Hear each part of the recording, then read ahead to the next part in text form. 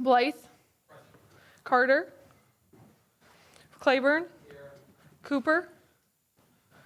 Crabb. Here. DeVore. Filippi. Here. Finaldi. Here. Gates. Goff. Hayes. Here. Lent. Here. Mahoney. Here. Rios. Here. McCready. Here. Paulsen. Here. Risvik. Here. Ruley. Here. Seth. Here. Simmons. Here. Skaggs. Here. Stout. Here. Thornton. Waitmeister. Present. Weathers. Here. Yang. Zuber. Here. We'll go ahead and go into Pledge of Allegiance led by Speaker Weathers.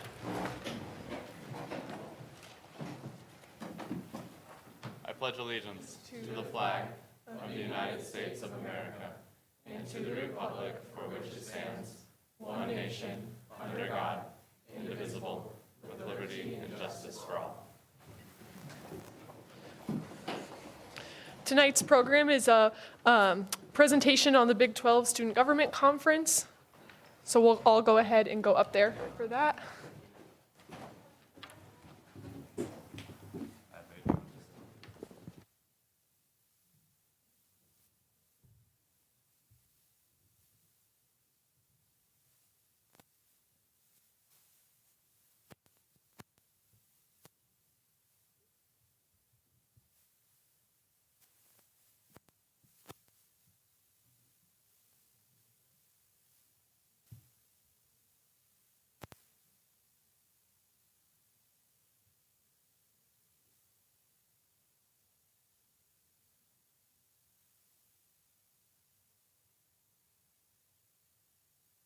To give an overview of the group that went down from Iowa State, there were 9 total student government members accompanied by our advisor, Sophia Sarver. We really appreciate your time and energy going down with us. It was fantastic to have you. The group up here, we're going to touch on some of the high-level points of the weekend, so we'll jump into that and get started. As a brief recap, there are 10 schools in the Big 12 conference currently, but only 8 of those schools attended this year. A couple of them had conflicts, and those schools were Kansas University and Texas University. The conference was spread over 3 days, and Waco, Texas, and Baylor were, the student government teams at Baylor were phenomenal hosts. We touched on this already, but Iowa State did have 10 attendees, 9 being students, encompassing president, vice president, speaker, vice speaker, our finance director, Mason, which he was the only finance director to attend down in Waco. And then we had our director of international student experience, Tom Sun, director of governmental relations, Will Fight, and one of our senators, Victoria here. A very brief overview, and I'll hand it off to Megan here.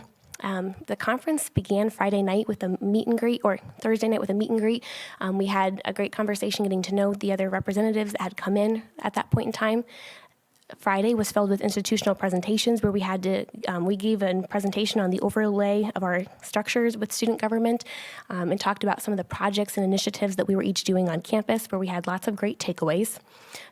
Then the next day consisted of breakout sessions. Not only were these branch specific, but we also had 4 breakout session options, including COVID-19 response, college affordability, mental health and student services on campus, and sessions like that.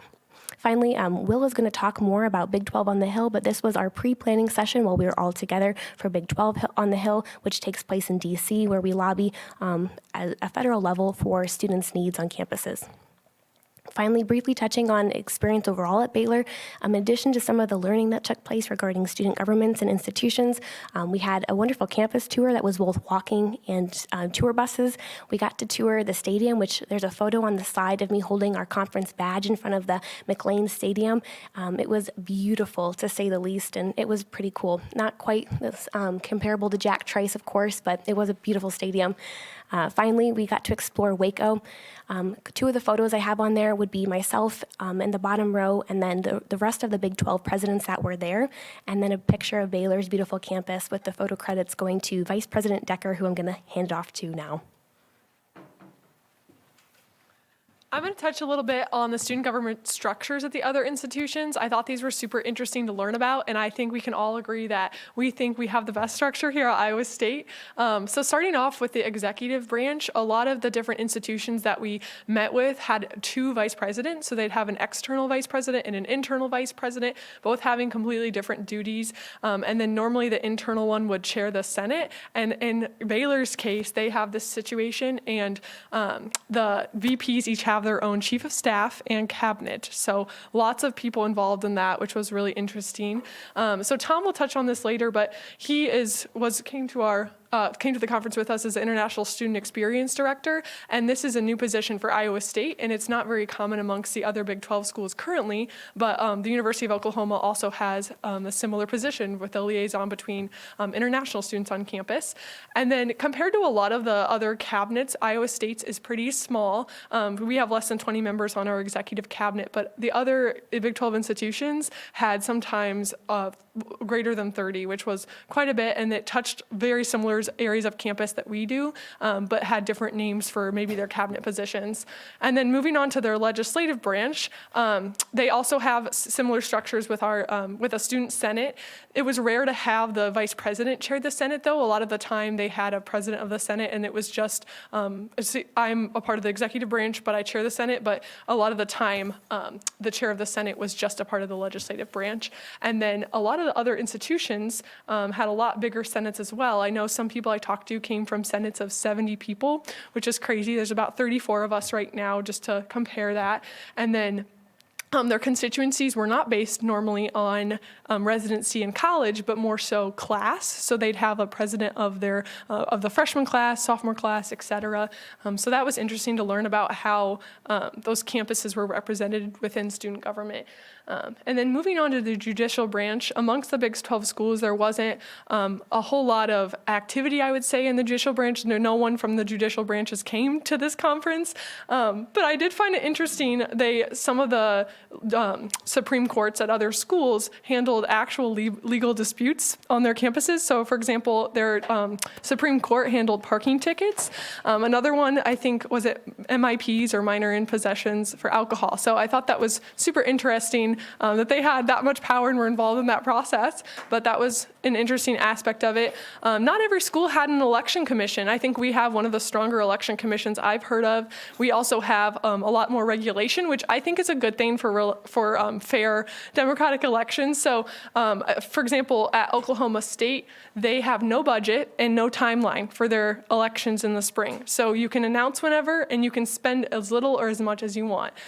So that's very different from Iowa State, and I think that we have a great structure here. It's regulated. We have a whole organization in charge of that with our election commission, which is super cool. So that was interesting to compare to and hear the timelines of their elections. Some were 3 days. Ours is about a month long, and compare and contrast and see what worked for each of our institutions. And then a couple of those pictures I'm just going to touch on. The Baylor Bear is at Baylor. So they have like bears in cages that you can go watch on campus. I thought that was super cool. Their schedule was funny. It was like sleeping, eating, and taking naps. They had it laid out every day. The picture to the left of the bear is all of the student government attendees with horns down. So hopefully we don't get a penalty for that one. And then all the gals at the bottom that went on the trip. So that's all I have.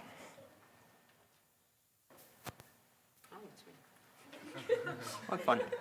Yeah, okay, so, I didn't make this title, so apparently I'm going to talk about airport dogs here at the end. But first, I went to the affordability breakout session, and I tried to keep track of a lot of different affordability projects that came across our way as we were kind of talking with different student governments throughout the conference. And so there were a couple different programs that I thought we could bring to Iowa State, or that I thought were at least worth noting. A couple universities have a tech grant program, so if you lose or break a computer, a tablet, or something that you have that you use for school, you can apply for grants to get a new piece of technology. Whatever it is that you broke, you can apply for a grant to replace it. And they also have a calculator rent program, which is something I don't think that we have here. And so, like, if you have to go and take a couple different math classes that maybe you need a higher level calculator for, that's pretty expensive, you don't have to buy a graphing calculator or a really nice calculator. You can just rent one out for a semester. which is a great way to save students money.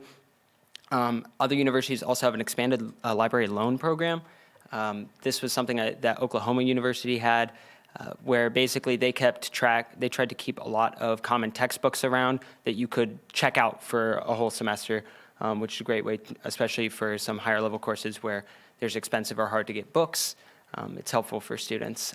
And then a couple universities had, sorry, I didn't really finish out that section, feminine hygiene and other non-edible items at their food banks. So our shop, they had a bunch of like medical supplies, toiletries, stuff like that, which is another great way to support students. And so I think that's something that Zastro has already reached out to shop about, seeing if there's any way that we can support them in that. Then West Virginia University had a rideshare program called Zip Zone, where they had this kind of subsidized rideshare program that could help students get around the city, which I thought was interesting, and I know it's something that we've kind of looked at here in Ames before. And then we talked for a while about Give a Swipe programs. They didn't call it Give a Swipe. I forget, what was the? Swipe Out Hunger. Yeah, Swipe Out Hunger. It's apparently, there's a movement or an organization called Swipe Out Hunger that it has worked at a bunch of different universities. So they had some ideas on how to increase participation, because we've had Give a Swipe for a good number of years now, but we've always struggled to not only give people to give swipes, but the larger problem is getting swipes to people who need them. And so we had some pretty good discussions about how to improve that kind of program, and a lot of it centered around community partners, deans, departments, clubs, other organizations, and making sure that there's kind of a no wrong door approach. I'm sorry, this slide is filled with inaccuracies. But a no wrong door approach, where basically educators in the university and staff are well educated on the program and able to help students find a way to access it and use it, and make sure that there isn't shame in using it, because it's a valuable resource for some students.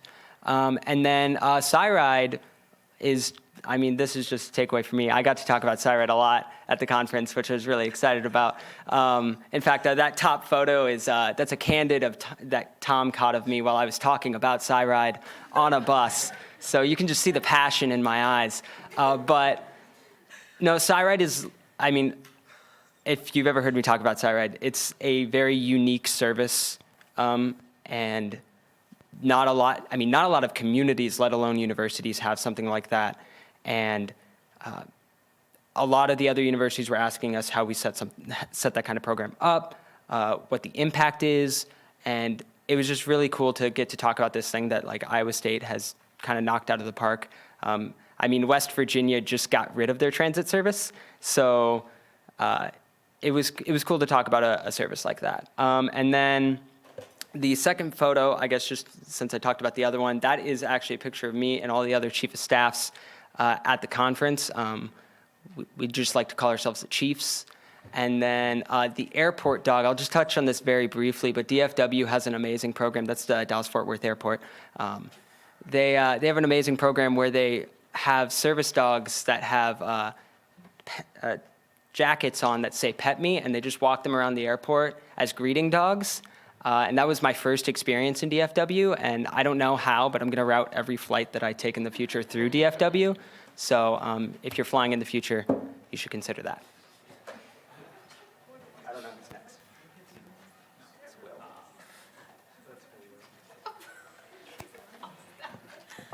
Well, I might not get as excited as Jacob Ludwig about SciRide, but we do have a few things that were really cool from our discussions at Baylor. Just for those of you that I haven't met yet, my name's Will Feicht. I'm serving as the Director of Governmental Affairs this year. And one of the big parts of my role is Big 12 on the Hill. So basically the other 10 schools, we agree on a white paper that we use for a lobbying effort in the spring when we go to DC. And really this is a collective group of issues that are of importance to each of our universities. And so we all kind of came with our own ideas to Baylor, and some of the things that we discussed were doubling the maximum Pell Grant. Obviously, college is getting a little bit more expensive. We saw a little tuition raise here at Iowa State, and I know there's students struggling at other universities in the Big 12. So that's one thing we want to consider, just how we can tap into federal government resources and making our school a little more affordable. And then the TREAT Act, a little bit of background on that. Basically, when the pandemic hit, it was a bipartisan piece of legislation introduced in the Senate, and basically it allowed medical practitioners, counselors to work across state lines for the duration of the pandemic. And so looking into the future, how we can expand that, or just look into ways that we can allocate more resources to mental health, and specifically funding for more counselors on our campus. And then Title IX, sexual assault prevention. We've had some issues with that this fall already, things that we need to be focusing on moving forward, and just looking into how the federal government can help us out with that. And then the final point, the Higher Education Act reauthorization. And this is something we met with Iowa State's Federal Relations Director. This is something she identified as a vehicle that we can really use to tap into all of the points above that. So as we go out next spring in February or March, just looking at what's moving along in both chambers and seeing what we can do. So in the coming months, each of the schools in my position will kind of be working with Oklahoma State. They're really the planner for Big 12 on the Hill. So basically developing a white paper and planning for that lobbying effort. And really good news, like after our meeting with Sophia McGill, I think a lot of the things that we discussed in this planning session at Baylor, from Iowa State's perspective, aligned really, really well with the other schools. So I think we're on track to have a really successful lobbying effort in the spring. And those are just kind of some of the major updates.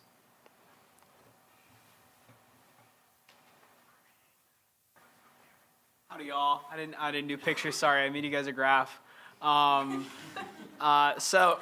Just some general notes. The first one is we have the second highest budget in the Big 12 for student government, being able to allocate money out in addition to our internal budget. I think that's something that we should all be really proud of and that we should also take with a sense of responsibility.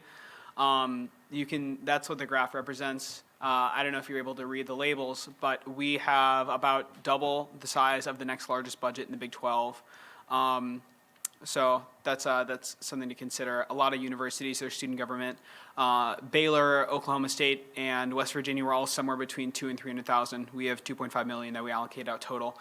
Kansas State is the largest budget in the Big 12. They're not shown there because they say theirs is 17 million. If we counted our budget that way, ours would also be somewhere between 10 and 20 million. I don't know exactly what it would be. 21? We did it, you guys. We did it. Yeah. So that's something we should be really proud of. Our ability to fund clubs and other organizations to the degree that we can is really rare. Texas Tech is the only other school where their student government just gives out money in like an annual allocations process, not only to student organizations, but also other services on campus. Financial discretion like mine is a little bit rare. TCU has a finance director that is able to do some things. But for the most part, the finance director is somebody who chairs the finance committee, which makes decisions, and the actual administrative part of the role is the role of the advisor or the vice president or something like that. So my position is pretty unique in the Big 12. Most schools have their advisor act as they spend their funds. Our auditing system is amazing. We should be super, super happy with that. I didn't realize how much of a privilege it was. The only other school in the Big 12 that has an auditing system like we do, for those of you who aren't aware, basically when we spend the money to give it to ski and snowboarding club, we say we're paying for this, this, and this, and then at the end of the year, our campus organization accounting office goes through their expenditures and said, did they actually spend that money on these things that they were allocated money for? And if they don't, then the money comes back to us. And we're the only school in the Big 12 that has this. The only other one is Texas Tech. And their auditing system gives money back to the state legislature, not their student government, because the state legislature matches their student fees up to $500,000. So it's just kind of getting that money back. And it's not to the degree that it is with us, where in any given year, we're probably getting somewhere between $100,000 and $400,000 back. Specific initiatives that I'm really interested in, the Big 12 Joint Speaker, something we talked about kind of briefly. Given that most of us have some kind of committee on lectures equivalent, we would be able to pool our money together. Maybe every university contributing somewhere between $10,000 and $20,000, and get like a really big name speaker to speak specifically towards Big 12 relevant issues. I would be really excited to look more into that, and she'll be working with Ludwig and Invate on more possibilities with that. The Baylor Student Aid Wellness Fund is something that I was really interested in. This is, I think Julie addressed it on an earlier slide. Basically what this is if you drop your phone and you really need a new one, Baylor Student Government has an account where you get to apply. There's a whole committee that just looks through these. That's their whole job, is to look through these applications and decide, is your situation specifically one that would merit us giving you money for a new phone? And it's an interesting thought. I have some reservations, but I do want to look into it, and I want to look at other non-Big 12 universities that have programs like this, because I think it would be a really huge asset to students if we could get it running, but I'm concerned about the running it responsibly. So I'm going to try and put a lot of effort into learning more about other equivalents of those in the coming semester, and maybe get something set up by the middle of spring. Expanding SHOP to non-food amenities. This has already been talked about a little bit. I emailed the president yesterday. I just think that's something that just about everybody here would want to fund more of. We all love SHOP. They do so much work for campus, and they don't get too much of a thank you in return, so the least we can do is fund them.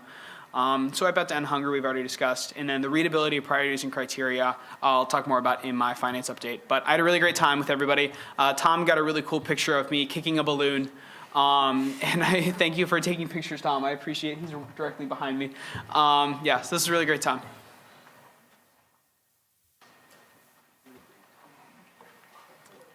Okay, hello everybody. My slide is pretty packed, so I'm going to ask you to instead of looking at me, look at the slide, because that's where the brunt of my information is going to lie. I'm not going to talk about the structure of the other senates. Safe to say, ours is definitely the best, like everyone's already said. They have a lot of partisanship. They have a lot of internal division, and I think our structure kind of eliminates a lot of that, but I won't get into that right now. So the Senate-specific initiatives that I want you all to pay attention to, that I think are worth exploring at least, maybe not implementing. The first one being Senator constituency reports. You all report to a specific constituency council. Maybe having a period of time at the end of Senate, at some time during Senate, or in whatever fashion we can all brainstorm for all of you to report on your constituencies. It would give a degree of a voice to your constituency councils, as well as like hold you accountable to make sure that you're actually reaching out to constituents, talking to them, and talking to your councils and getting information. This one I'm not as sure about, but non-incumbent senators should attend multiple committees before applying to them. I know a lot of you kind of asked what committees were, you didn't know. It's really hard to know what a committee is actually like before you're actually in it.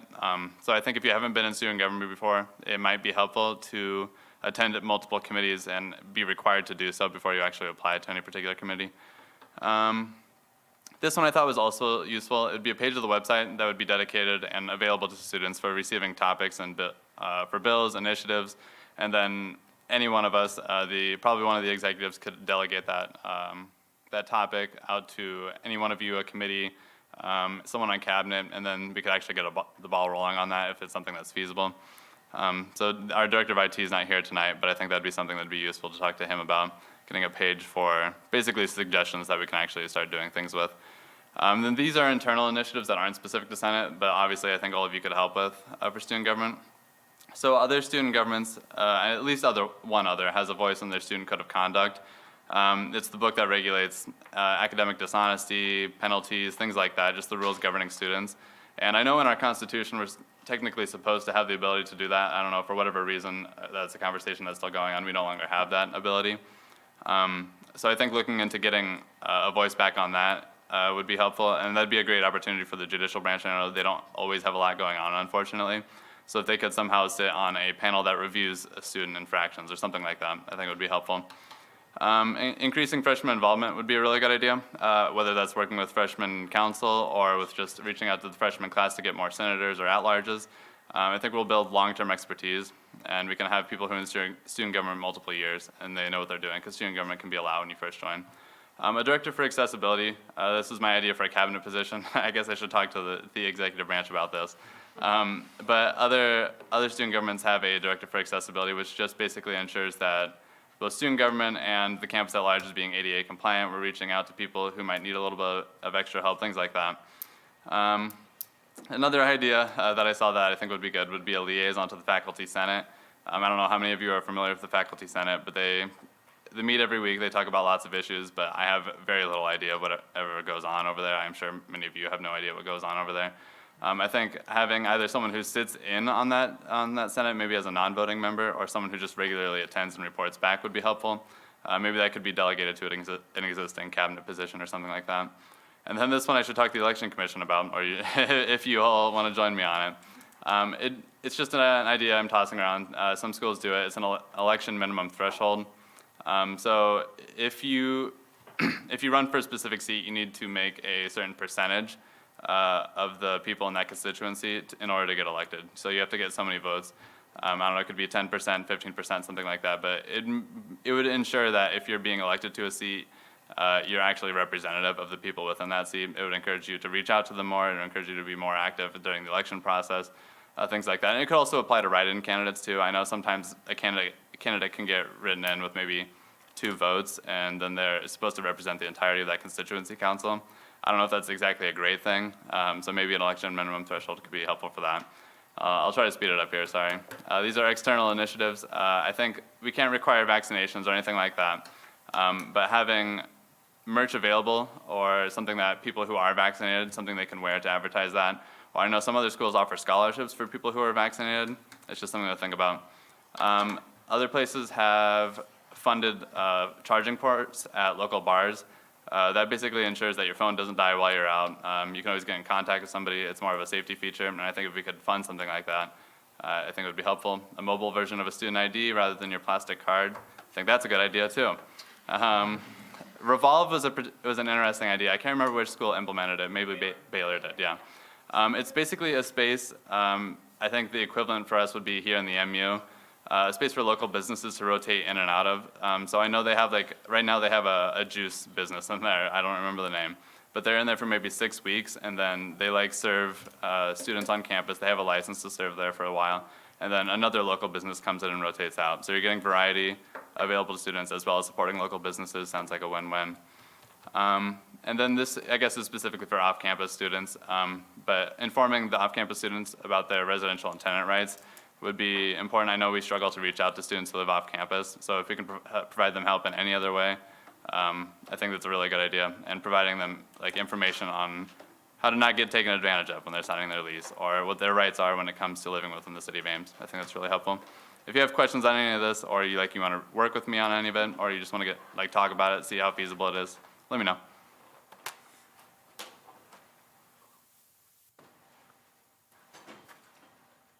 Hello, everyone. I'm continuing the tradition of really high-def photos on the slides.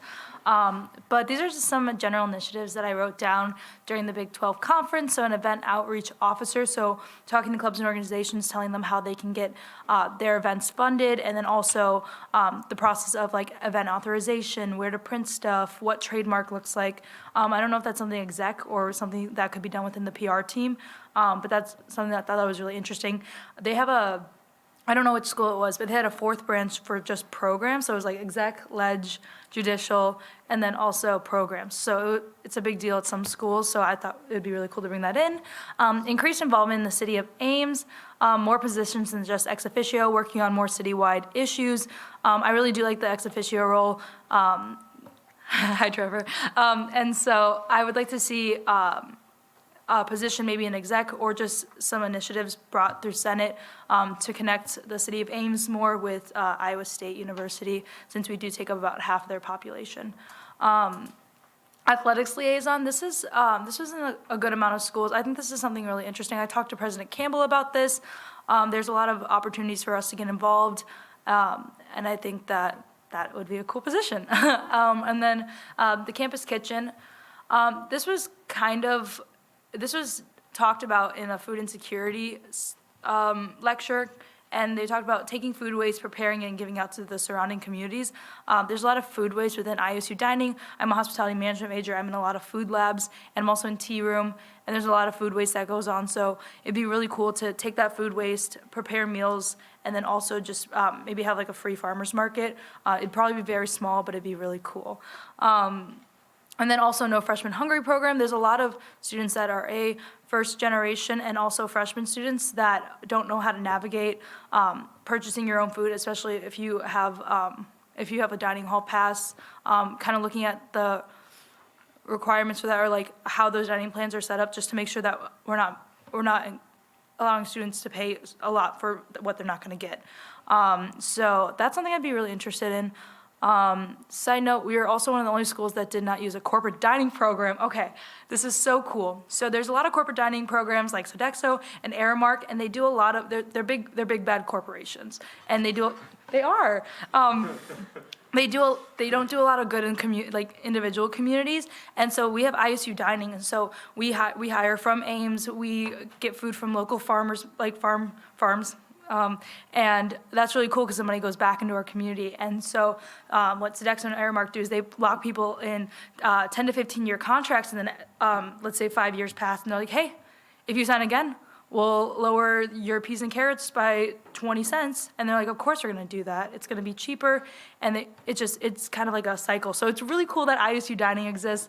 Also, Attorney General acting as a parliamentarian for Senate. We saw that in a couple schools. I think that's a really good idea, and it's really cool. I don't know what these people think, but and then they also have graduation. What? Okay. Graduation gown rentals. I think this is a really cool idea. It kind of goes off the calculator renting program.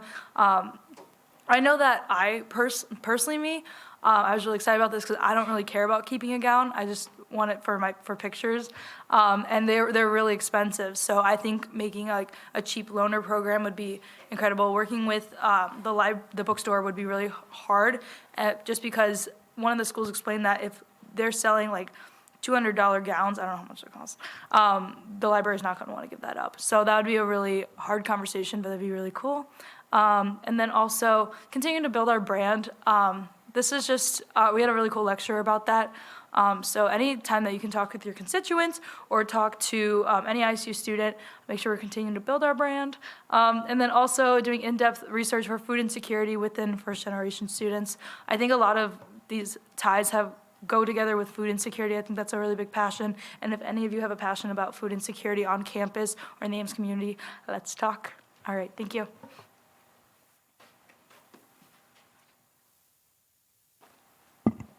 Hi everyone, my name is Paulsen. I'm the director for International Student Experience. So on this trip, my focus was obviously international students as well as general DE&I. So some of the main takeaways in the Department of DE&I from the trip is that number one, we have a very good and expansive DEI programs. So we have a lot of initiatives that other schools are interested in, and they were really happy to hear that, how we're running some of those programs. And then, like Julia mentioned, KU and iState is the only two schools that have a dedicated international student service director. But the one at KU, they have less of an initiative role, but more of a liaison with the school. So I'm really glad that ours, we're trying to do both liaison and also taking on new initiatives and projects within the student government independently of the school. And then two of the projects that got a lot of attention at the conference that we are doing right now is number one, the Student Travel Assistance Project, which is helping students getting to and from home during breaks and also storage during summer. Another one is the Inclusive Language Training Program that our D&I Director Flores has started. It was well received, and a lot of schools had some really good interest on those programs. Some of the new things that I want to consider that we heard from other schools. So number one is on accessibility. So many schools, they consider themselves to have not DE&I, but DE-AI, where the A stands for accessibility. So includes that within the DE&I program. So one of them that I thought was really cool is, I believe it was either K-State or Baylor that had golf carts or other methods to transfer to help students with mobility difficulties to get around classes. I feel like for Iowa State, especially since we have a big campus, that would be really helpful. And also for international students, there's a program for supporting their English language and also to help them prevent accidentally getting accused of plagiarism because of the cultural differences and language differences. And Baylor University has something similar to the travel project that we did. It was about helping their students storing their items during breaks because they're not going to be in their residence halls. So they partner with a private company that ship out their stuff to a off-site storage facility, and then they ship it back to the dorm when they return back to school when the semester resumes. So that's really cool. Unfortunately, that company is only local to the Texas area, but I'm interested to see if there's something similar here in Iowa that we can use or partner with. And lastly, we want to advocate for transparency in our DE&I program so that whatever we're doing here is being held accountable. So some of the ideas that were sent out is to create a website that highlights the key statistics on DE&I, such as retention and graduation rate of, for example, first-generation students, students of color, and multicultural students, so that we're not only sharing those statistics when it's good news, we're sharing those statistics always so the public can see that. So yeah, those are some of the projects and some of the takeaways from me.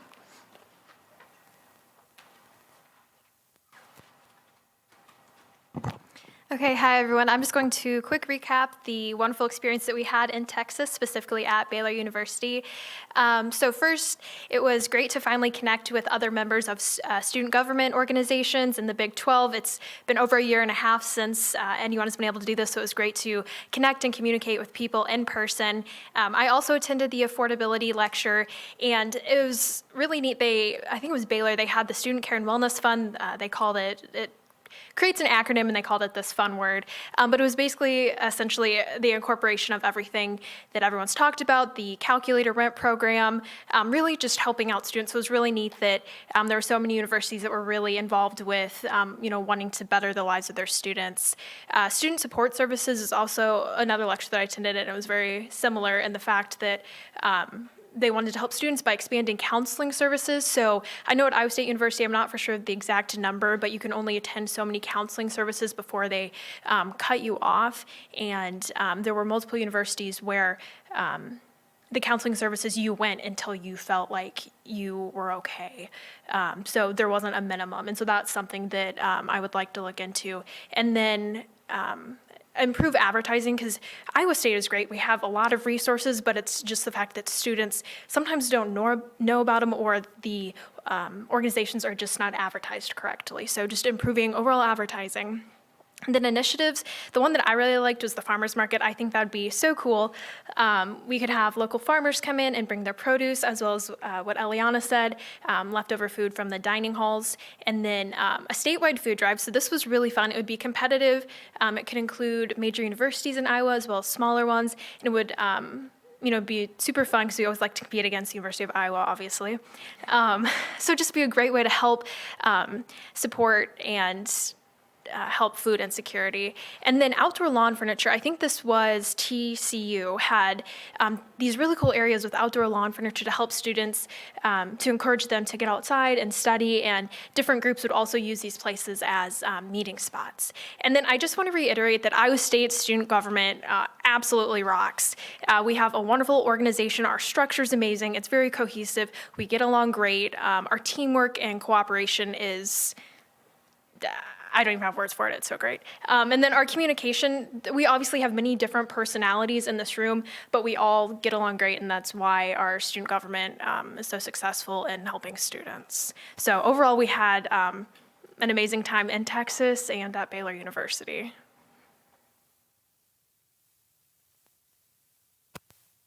So to recap some of the things, I think one of my biggest takeaways was that Iowa State is, and just to reiterate, my firm belief that Iowa State is extremely special.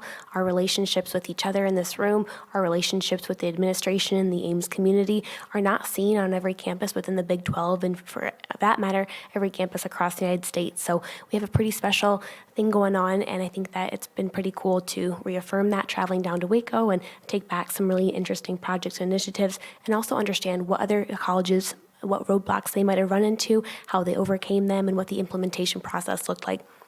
I know we have taken quite a bit of the time this evening, but we want to open it up to questions, knowing too that we want to continue these dialogues and conversations for a long time from now. But at the current moment, is there any questions from anyone in the audience? Senator Hayes. Yeah, so Megan, you were talking about how I forget what university, but some of them had like up to 70 senators, and I feel like every year it's sort of like a difficult thing for like us to completely fill like all the roles in our student government. So I was just wondering if you could go into like how maybe the attitudes in their campus are, or like what makes like other universities able to like fill so many spots in their student government. I found that super interesting too, because among the other universities, we have a super high voter turnout rate too. So like what you're saying, getting people involved is challenging, and we do a pretty good job of it here. I was surprised to hear that many people, they had that many Senate seats. I think one thing that they focus on too is like kind of like what we have with a first year council structure. It's kind of like that, but for each class is kind of the way I saw it. And then the other involvement thing, I think the 70 to 80 senators, you could correct me if I'm wrong, but wasn't it Baylor? Baylor had like at least, what'd you say? They had 63 senators. So I talked to somebody at Baylor and asked about their involvement, and I do think that their voter turnout rate is probably one of the highest. They said like a quarter of their students vote, which is 25%, 10% higher than ours. And so I think that engagement is really high within that university. And honestly, I don't know about the others. I don't know how they get that many people to fill those seats. If someone else wants to fill in, that'd be awesome. I talked with a couple different vice presidents and speakers of the Senate about this, and a lot of them actually expressed that they had a lot of open positions throughout the year. So like they have a lot of seats, but they also have a lot of open seats. So I mean, definitely they're sustaining like 50 or 55 members, but they don't have a problem adding people mid-year because there's a bunch of seats open mid-year. So I don't know that adding more seats, that they're necessarily doing a proportionally better job of getting people involved. Senator Mahoney. So I was just curious, I know one of our big pushes this year is getting our message out to students so that they better understand kind of what we do for them. How are other schools tackling that? Did anybody kind of talk about how they're getting their message out to students? I know there was somebody talking about branding.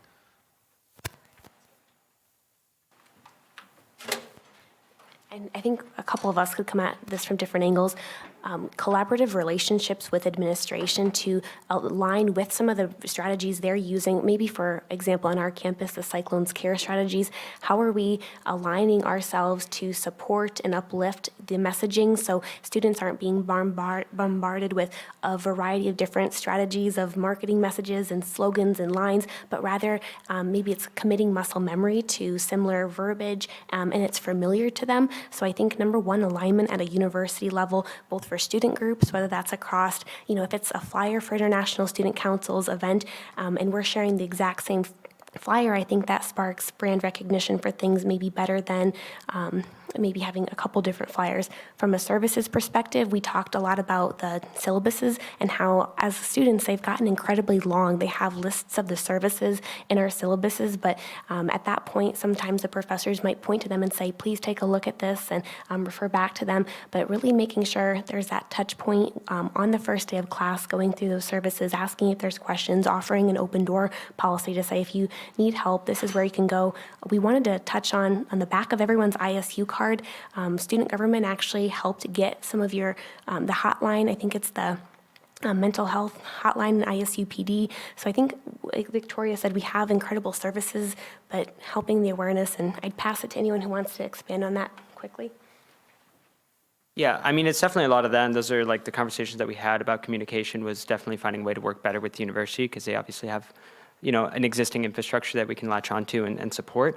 But another thing, kind of an interesting project or idea that I saw from one of the universities was they had on every student's Canvas page a resource tab. So you have like all your classes and everything, and one of the tabs there is a resource tab where students can find mental health services, information about transit, information about how to access, any number of services at the university. And I think that'd be an interesting thing for us to approach Iowa State and talk about, because that would make it really easy for students to figure out, okay, what can the university and the university community do for me?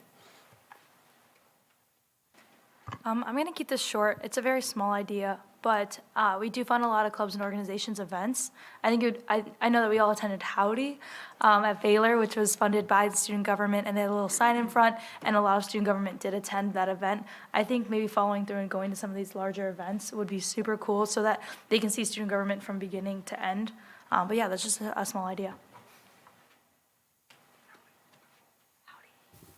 Senator Sett. Hi, everyone. Great talk.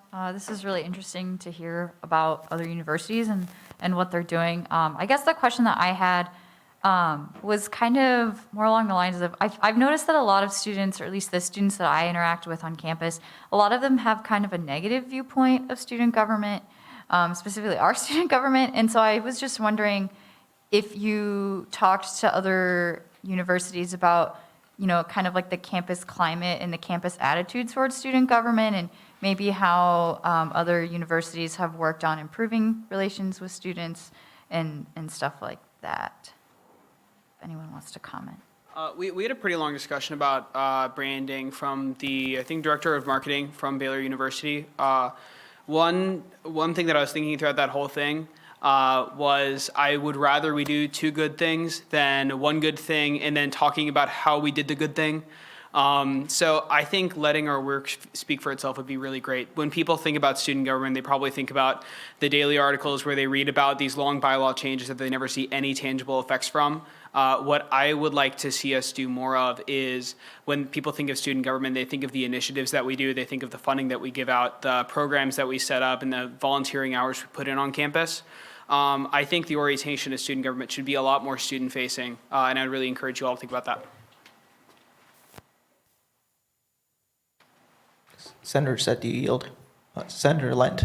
Super duper quick, just on the resources page for Canvas, that is something that CPC has started for all CPC members.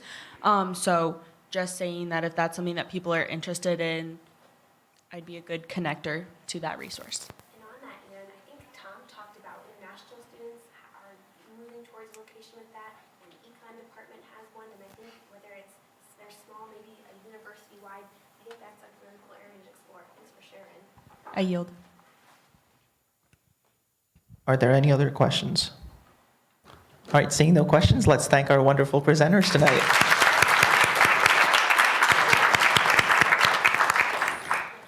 We will now move into open forum. Open forum is an opportunity for students to speak about issues relevant to the student body. Once you're at the lectern, please state your name and major for the record.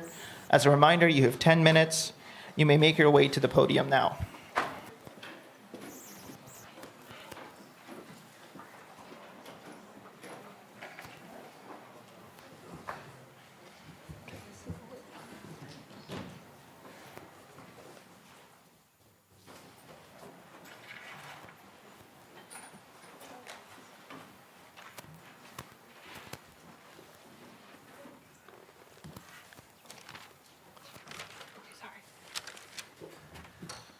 Good evening, everyone. My name is George Hoy, and I am a professional expansion consultant for the Pi Kappa Alpha International Fraternity, also known as PIKE.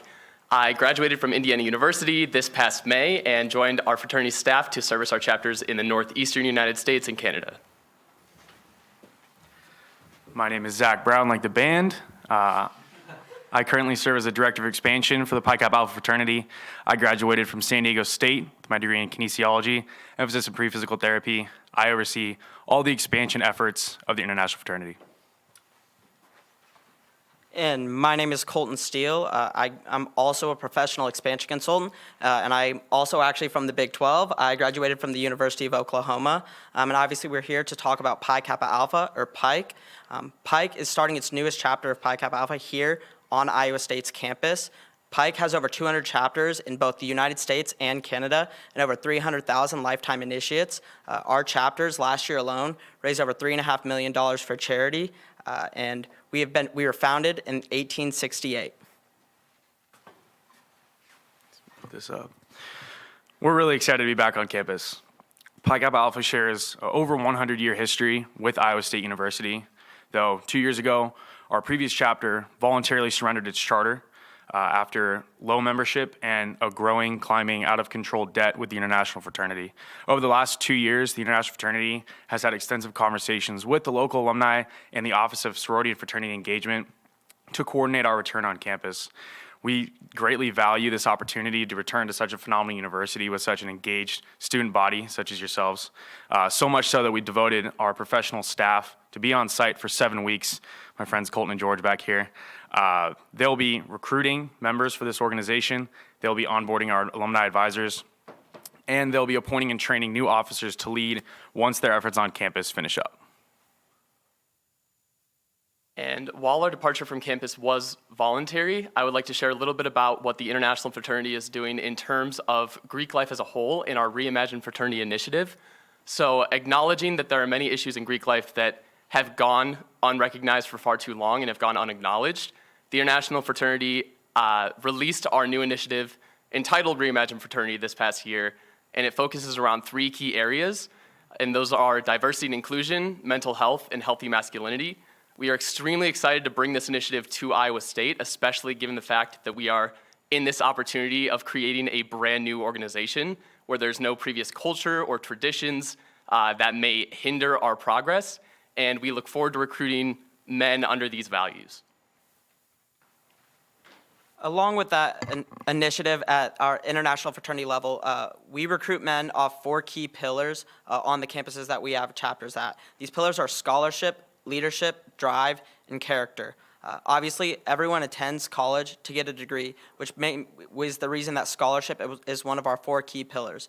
As it pertains to leadership, not only do we want men that are leaders in our chapters, but we also want men that are leaders in their campus and their community. When it comes to drive, we look for men that have a competitive drive to better themselves every single day. And last but not least, character.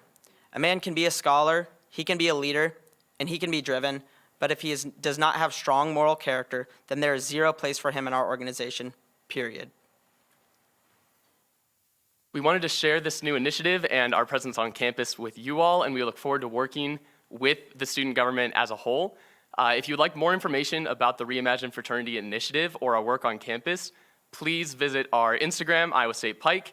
You can also contact us at iowastatepike@gmail.com, and we would love to talk to you. Are there any questions? Vice Speaker Crabb. Senator Paul, oh, sorry, go ahead. Yeah, sorry. Thank you for coming. I do have a question. I know that you spoke on diversity, equity, inclusion. Is there any certain initiatives or anything you're thinking of doing in the future for presenting men in the LGBTQ plus at all? Yes, absolutely. Our organization is open to all students who identify as male. So that includes anyone in the LGBTQ community who identifies as male, as well as providing programming and educational initiatives to ensure that diversity and inclusion is not just based on race, but on sexual orientation, religion, economic background, and all forms of inclusion.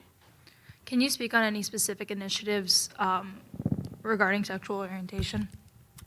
Yes, we have provided educational programming on specifically healthy masculinity and the idea of masculinity, and trying to reshape the way in which fraternity life and Greek men in particular are portrayed in the stereotypical masculine sense, and redefining that through healthy displays of mental health awareness and vulnerability. We provide these programs at our Pike University summits and also through the assistance of our Director of Health and Safety, Kim Novak, who provides virtual educational programming to all of our chapters.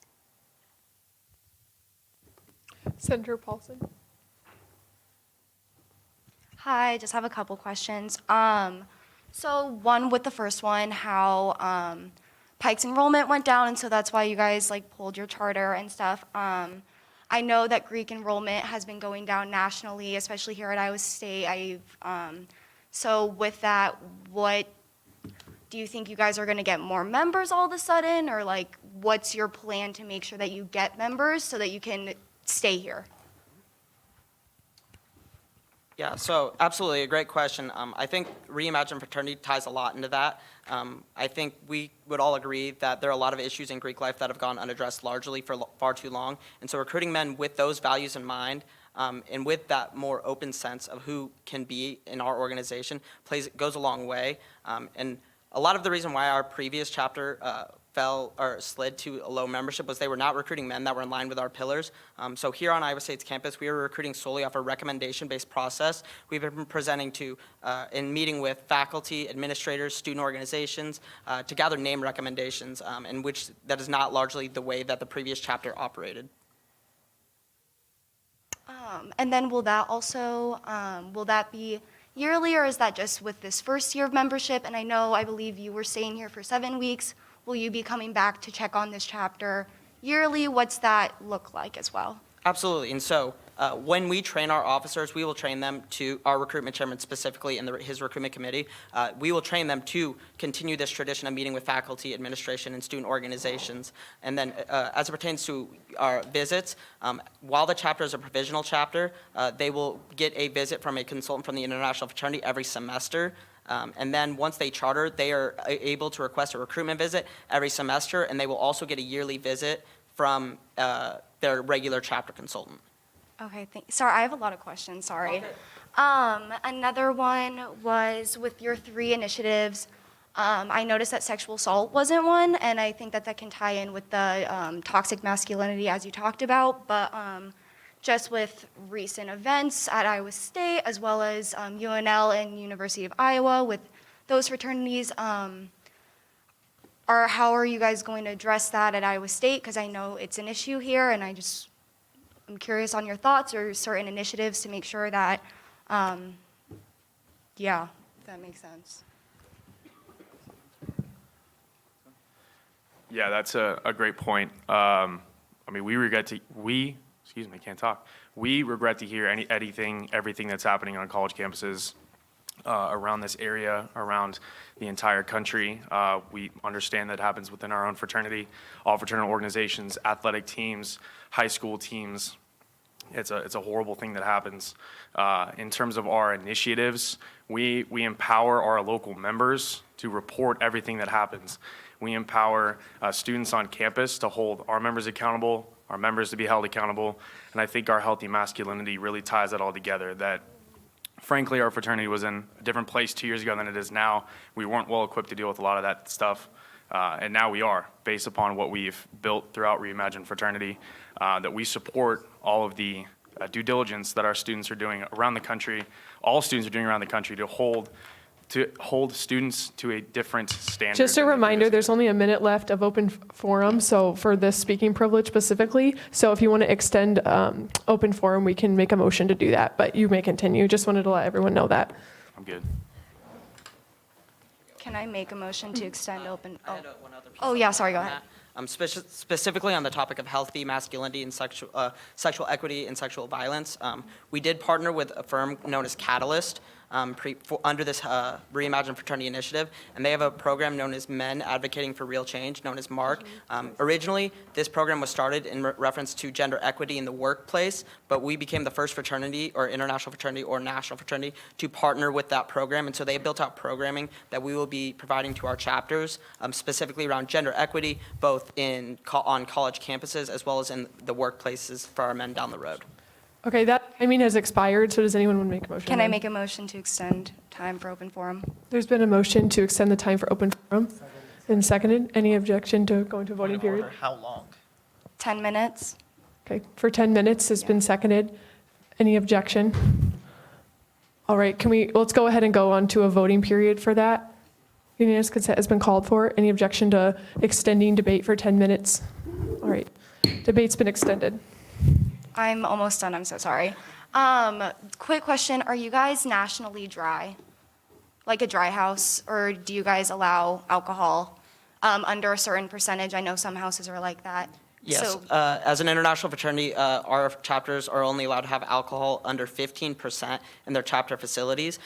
In terms of alcohol at our social events, in our standards, it mandates that the chapters have either a BYOB system or a third-party licensed vendor to serve alcohol at our events. okay, and then this is my last thing, but I believe this is the third or second time that Pike will be coming back in the last 10 years, I believe. The last time we returned to campus, we left in 1994 and were returned in, I believe, 1998 and rechartered in 2000. And then, okay. I just want to read an article from the Iowa State Daily when, in 2017, Pike was sanctioned or penalized for the misuse of alcoholic beverages and controlled substances, contempt, and the violation of conditions and recognition.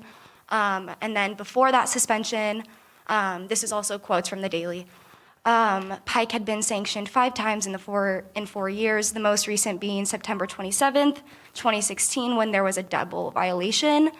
So clearly there were issues in the past, so I'm curious how, since Pike is a wet house, I'm curious how you guys are going to work to make sure that substances are controlled and not leading to that.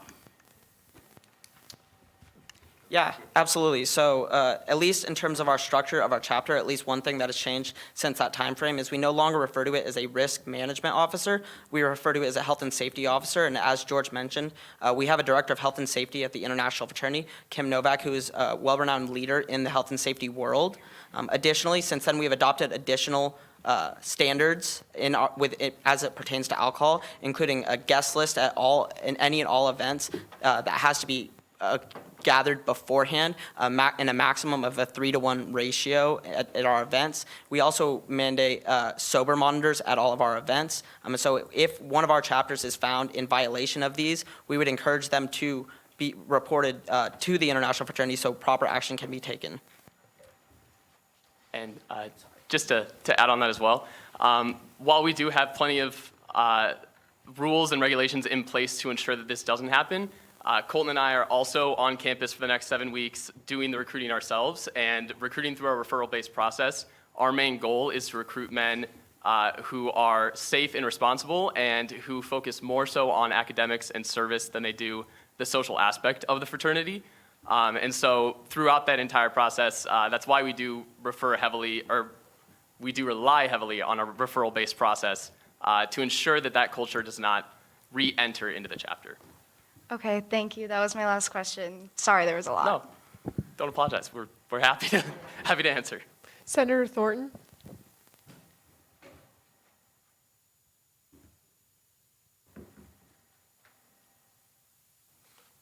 Hi, thank you. Can you define healthy masculinity? Yes, so healthy masculinity, by our definitions of the fraternity, is the idea of challenging the gender norms surrounding masculinity. So there is a stigma around the idea of toxic masculinity. While I personally don't believe there should be, I think that toxic masculinity does exist. The idea of healthy masculinity is then focusing on the positive of creating a new form of masculinity that is not based in the stereotypical fraternity stereotype of what a man should look like, what a man should act like, and instead be based on the significance of the individual and on not the norms of society, but rather on the norms of each member and each brother. Okay, thank you. And can you talk on how you specifically empower your members to report sexual assaults? Yes, absolutely. So through the Healthy Masculinity programming through MARC, we have programs in place in terms of becoming healthy bystanders and active bystanders. And Colton and I also are intending to have each of our members in the new member class go through the Green Dot programming. in order to ensure that everyone is aware of the importance of being active bystanders on campus. And we also do provide resources to national and international philanthropies and charities that can be donated to, or money can be raised on behalf of the fraternity to donate to them as well. Okay, thank you. I yield. All right, just a reminder, we only have 4 minutes left of this speaking privilege, so we'll go ahead and go on to Senator Debate.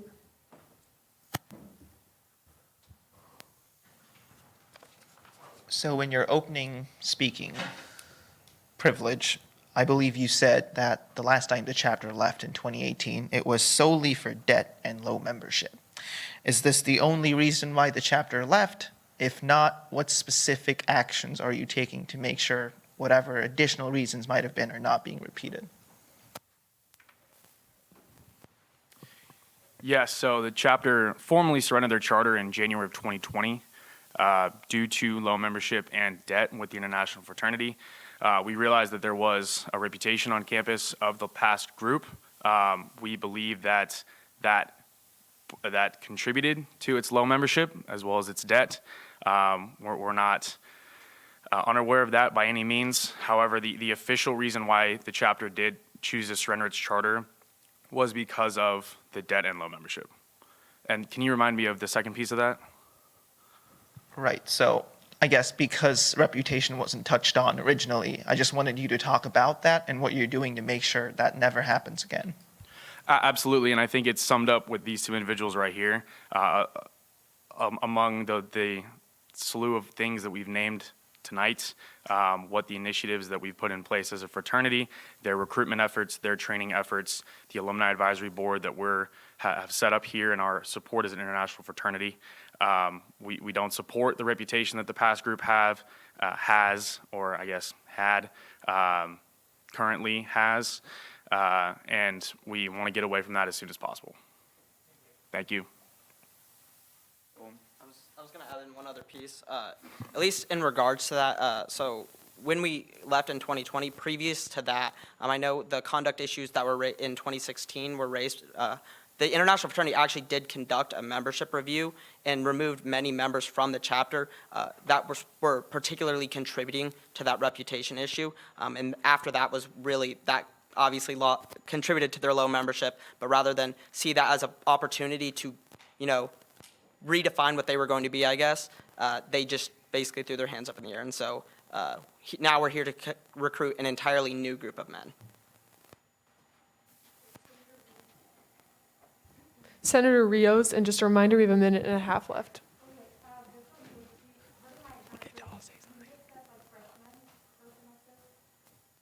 So what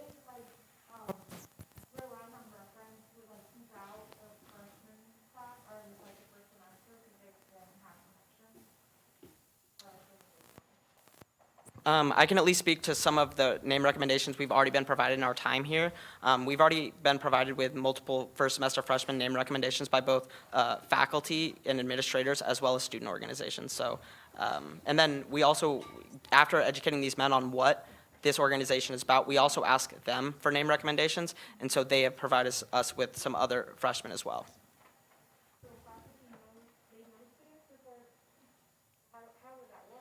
I know one administrator that we met with that oversees a scholarship program here has recommended a few freshmen to us.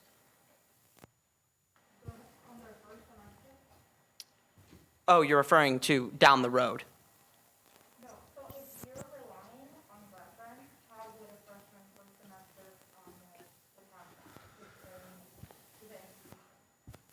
So you're saying like right now or down the road? I mean, one part is members, current members, often know a lot of people come from the same high schools or the same areas, and so they would be able to recommend them because there's no one better person to know who would be a good fit for our organization than our current members. And then obviously other student organizations, they probably have connections for people from the same reason, people that are coming into Iowa State from the similar areas as them. So,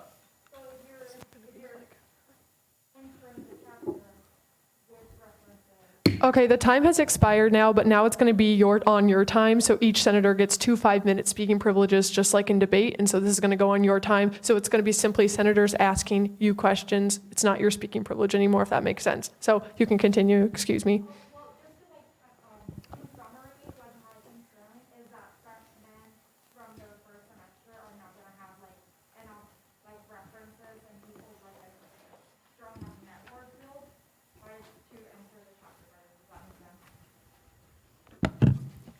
Yeah, absolutely. And so something that I guess would alleviate some of that is our international fraternity operates on a 24/7, 365 recruitment model. So there is no limit on when our men can provide bids and recruit men. So once a man has an established network on campus, he is still able to be recruited. We don't have a set cutoff date where our chapters can no longer recruit men. Okay, that makes sense. Thank you so much.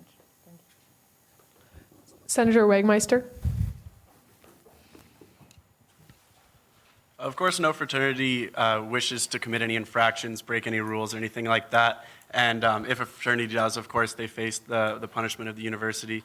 But does yours, local or international organization, have further plans in place if in any way, shape, or form a infraction was committed? Whether it had been committed before in Pike's prior time here at Iowa State or a new type of infraction, does the organization itself have even higher accountability than the university might have for them in the event of an infraction? Oftentimes, yes, especially when it comes to alcohol sanctions. Our fraternity has historically been very strict on our chapters, and oftentimes that comes with sanctions being placed on their charter and them having to abide by certain rules. And usually those include not only dry periods for the chapter in terms of when they can host social events, but also educational sessions provided by our Director of Health and Safety. Does that answer your question? Yes, thank you. Senator Lind. Hi there. A couple quick questions. I might have missed this in the original statement, but is there a goal for the chapter to return to its original chapter facility? So the international fraternity does not allow our provisional chapters to live in a facility.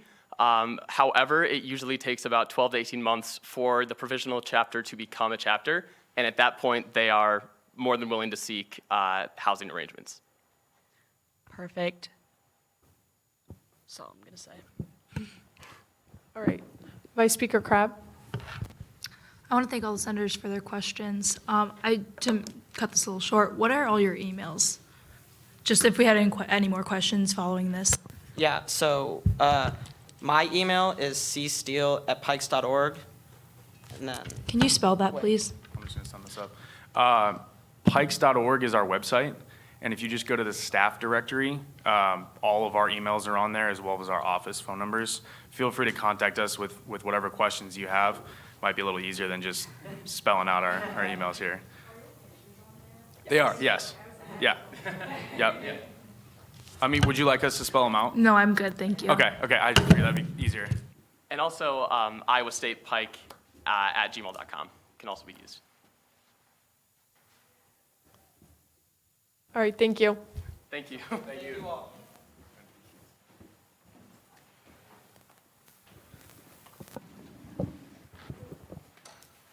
That's the floor.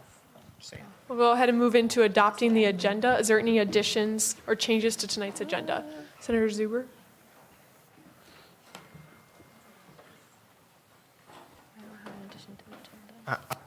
I've got two bills in the drive, 2021-217F and 2021-218F that I'd like to add to new business. He said move. Yeah. It's been moved and seconded to add the two bills on the bottom of new business to tonight's agenda. Is there any objection? Okay. They've been added to tonight's agenda. Senator Hayes? Yeah, I'd like to motion to add Senators Cooper, Brecht, and Goff to the roll. Is there any objection to adding Senator Cooper, Brecht, and Goff to the roll? Right, they've been added to the roll. Seeing no more additions, We'll go ahead. Is there a motion to adopt tonight's agenda? There's been a motion to adopt tonight's agenda and seconded. Any objection to adopting tonight's agenda? All right, the agenda's been adopted. Moving into the approval of minutes from last week. Is there a motion to approve last week's minutes? It's been moved to approve last week's minute. Is there a second? All right, any objection? Now moving on to committee reports, we'll begin with rules with Speaker Weathers. Hey everybody. Rules saw one bill this week. Unfortunately, was unable to begin bylaw review. That bill took a while, but it passed favorably with some amendments. If you have questions about it, it's not all immediately intuitive, so please ask questions. But yeah, rules had no problem with it. That's all I got. Finance with Finance Director Zastro. Howdy, y'all. Y'all got to hear me again. So yesterday in Finance Committee, we saw 3 bills. First, we saw Socialize with Pride, which was sent favorably with some pretty minor amendments, just making sure it matched PNC.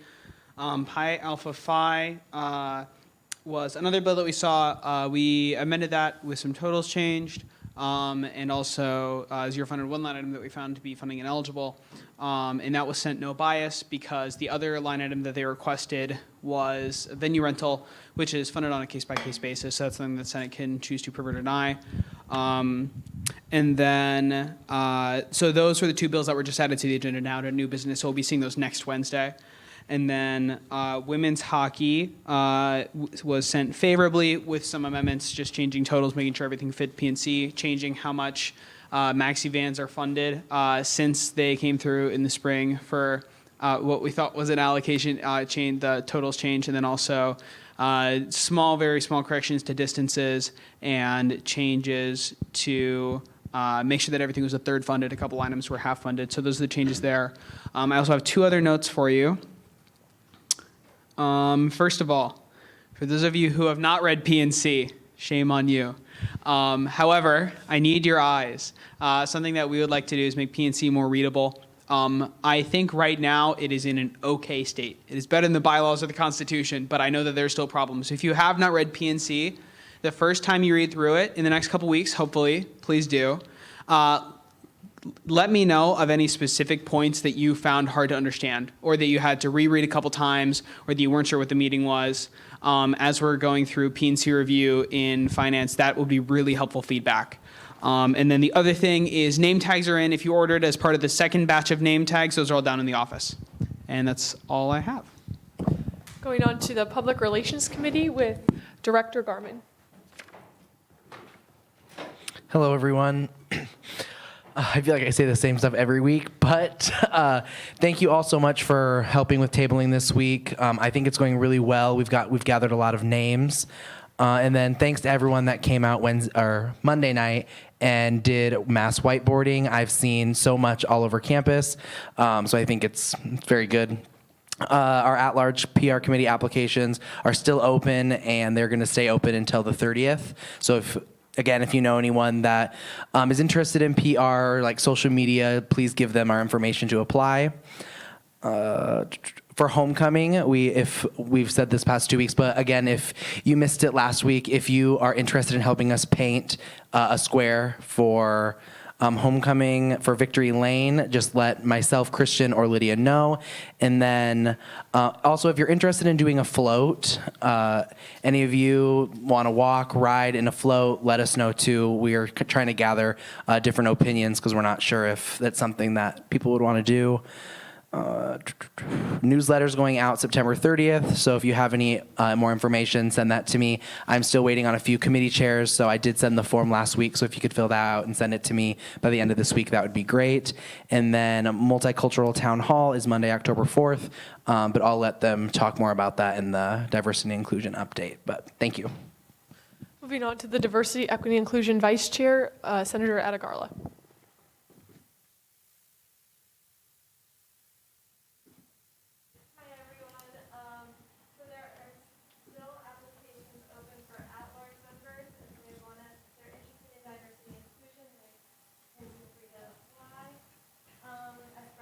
Really, the multicultural town hall starts this week, or starts October 4th.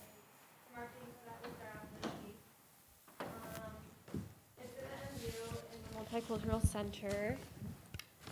Also, the travel survey is out for international students, and they will close this week. So if you know any international students, please let them know to fill it out. And we are also looking for into collaborating with other student organizations on campus. So if there are any clubs that have an effort in diversity, equity, or inclusion, feel free to reach out to Director Flores for more information. Moving on to student initiatives with Senator Debate. Hey everyone, a couple members of Student Initiatives Committee just came off of a meeting with Associate Director Rodekamp of ICU Dining earlier today. We had a pretty productive conversation on expanding or making the Give a Swipe program more useful, just to explore the subject, see what we can do. It was really useful because we could understand the opposing viewpoints and ICU Dining's perspectives and sort of their outlook on the issue as well. We got some conversations going. It's really early, cannot promise anything, but we're looking at program feedback right now from students that have benefited in the past, perhaps increasing the number of swipes given out. Again, just completely hypothetical. The number of sites given out to food insecure students, that is. There's still a lot to do, and ICU Dining already does a lot from the food insecurity side of things. For example, their excess food they donate to charities such as Food at First. We also had a little tangential conversation about looking at transfer or international students coming in at Destination Iowa State, and your group goes in and all of a sudden you're like, oh, I need to pay $15 for food. If you want to learn more about that, Senator Thornton here is a great resource. They were a Destination Iowa State leader, I believe, so they're pretty well versed with that. Other than that, the committee will have its regular meeting on Sunday, and we're hoping to get things up to speed and really get projects rolling, get things going, and really do great things. And lastly, thank you to Senator Thornton, Senator Hayes, and Senator McCready for joining me at the meeting earlier tonight. I yield. Moving on to civic engagement with Senator Paulsen. Hello, so just some updates. This Tuesday, or like next Tuesday, is National Voter Registration Day, and so for that, my committee will be tabling outside of parks and registering people to vote. So if you aren't registered, hit up us at parks on Tuesday, 10 to 2.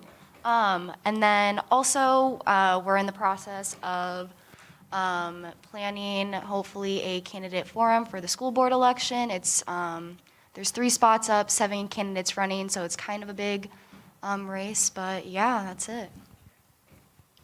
Is there a delegate here from the Judicial Branch?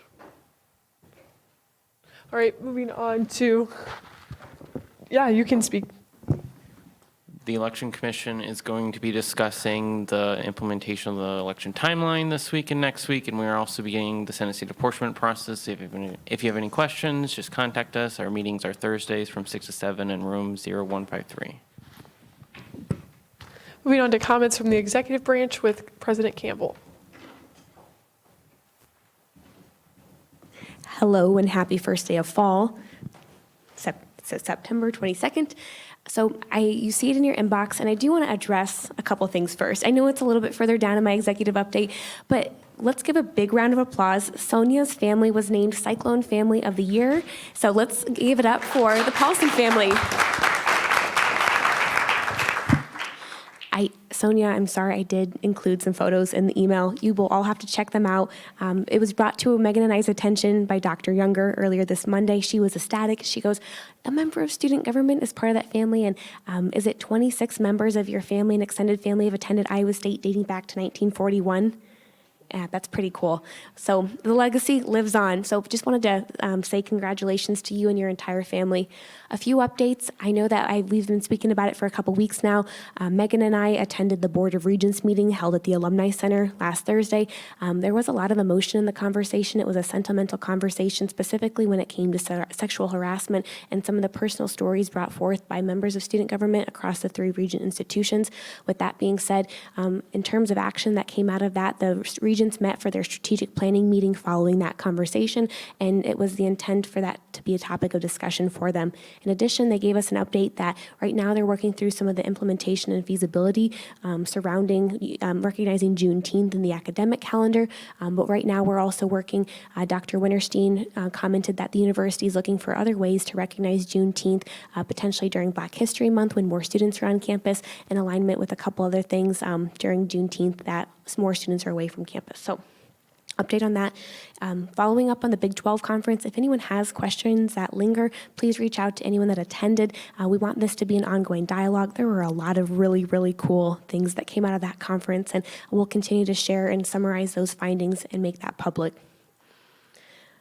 On Monday of this week, Vice President Megan Decker and myself, we met with Dr. Winterstein and Dr. Younger for a briefing on Iowa State's preliminary summary following the accident earlier this spring with Crew Club.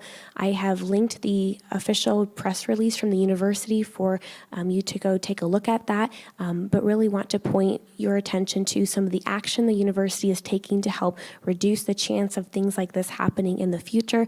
A couple at a high level would be the introduction of a sports club's risk management officer, where they're ranking the level of risk those sports clubs are taking and what level of risk those students are engaging in to make that aware of the risk there, in addition to a couple other things you'll find in the press release. We had a GPSS and student government semester meeting with IT on campus.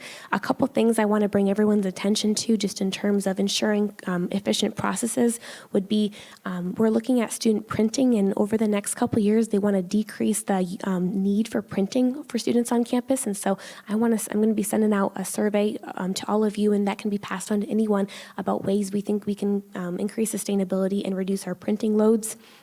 Other things we discussed, if you're not aware, the freshman class uses Outlook instead of Gmail as a student email system, and that's something that they're going to be rolling the entire university, so we are actually going to be in line with the faculty and staff at Iowa State. So right now, students operate with Gmail, and that was a student preference maybe back in 2010, I want to say, but faculty and staff operate on Outlook, so they want us to all be on the same system, so troubleshooting is more efficient. I love Outlook, by the way. So that's an update there. Two other things, public safety. They really, really, really want to increase the number of students that list emergency contact information. I did not know this was an issue, but recently, especially even accelerated by the pandemic, they're seeing students that don't have emergency contacts listed. They have had more instances arise where that is a necessity to have that information. Earlier today, I attended the shop ribbon cutting. That was a phenomenal event, and there should be so much excitement and encouragement surrounding that on campus. They moved to a location in Bayer Hall and redid it. It looks phenomenal. If you haven't seen it, it's in the basement of Bayer Hall, and I would encourage all of you to stop by. They're always looking for volunteers. They're always looking for food donations and non-edible donations. One thing I want to bring your attention to was I learned today they're looking for donations for food, or they're trying to increase their array of allergen-specific foods as well as international cuisine offerings. And that's something I talked to Director Sun about. We're going to explore maybe ways we can continue to support SHOP. But stop by their new thing. They have a partnership with the Food Bank of Iowa. Finally, last update, Supreme Court applications close this Friday. Please reach out with any questions. And with that, I would turn it over. Are there any questions for me right now that I can answer from you all? Senator Seth? Hi, President Campbell. I had a question about the Board of Regents meeting that occurred last week. As you are probably aware, students from the student organization Climate Reality attended the Board of Regents meeting. They protested at that meeting, and I believe they spoke with Board of Regents specifically about transitioning the university to 100% renewable electricity. And I was just wondering if you could maybe elaborate more on what happened with that, how, I guess, the Board of Regents reacted, and kind of what conversations came out of that event specifically. Yes, sure, great point. So that group did come and they spoke with the regents. I was not in attendance, neither was Vice President Decker. We actually left and jumped on a plane and went down to Waco, Texas, immediately following the breakfast that was 8 to 9. With that, the public forum, I don't have a answer for you right now, but I can get information for you and provide that at a later point in time. I was not present at that point in the meeting. I did know that they had a daily article that touched on that group coming to the meeting, but it also focused on President Winterstein's presentation in regards to the $7 million allocation. So I can get you more information, Senator Seth.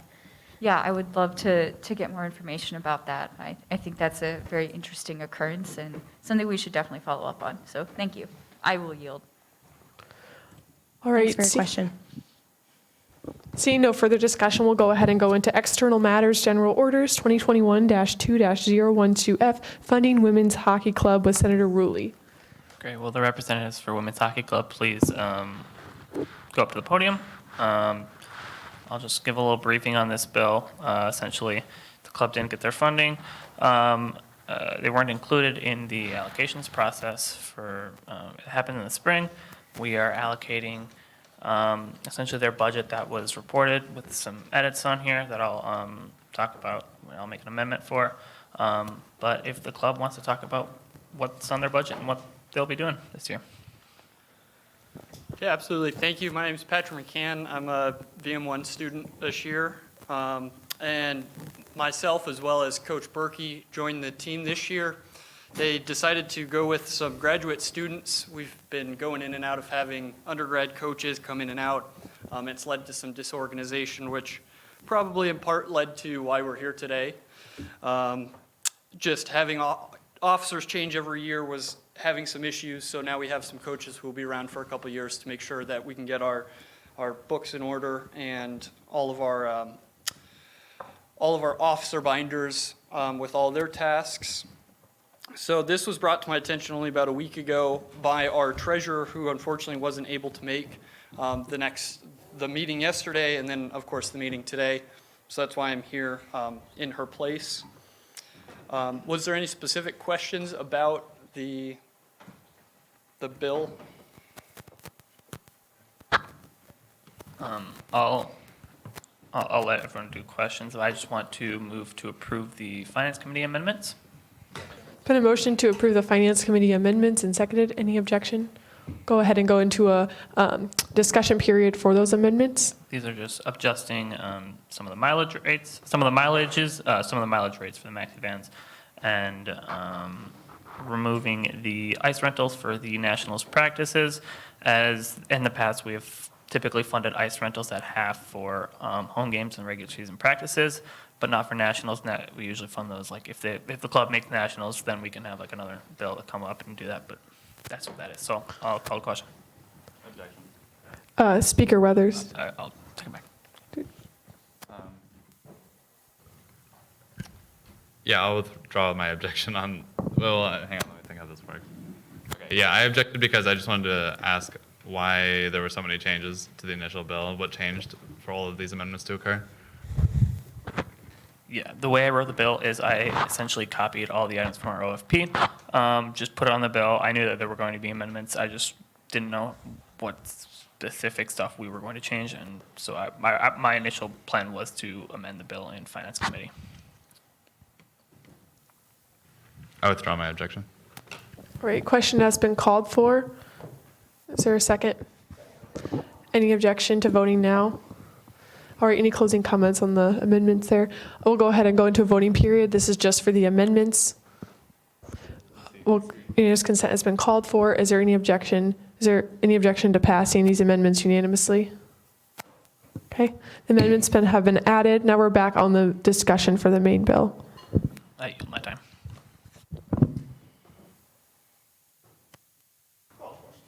Question has been called for and seconded. Any objection to voting now? All right, Senator Rulli, any closing comments? All right, we'll go ahead and go into a roll call vote since this is a funding bill. So please say yes, no, or abstain once I say your name.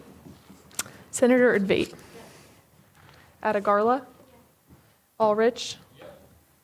Brecht. Blythe. Claiborne. Cooper. Crabb. DeVore. Philippi. Finaldi. Goff. Hayes. Lent. Mahoney. Rios. McCready. Paulsen. Risvik. Ruley. Seth. Simmons. Skaggs. Stout. Thornton. Wagmeister. Weathers. And Zuber. A vote of 27 to 0 to 0, the bill passes.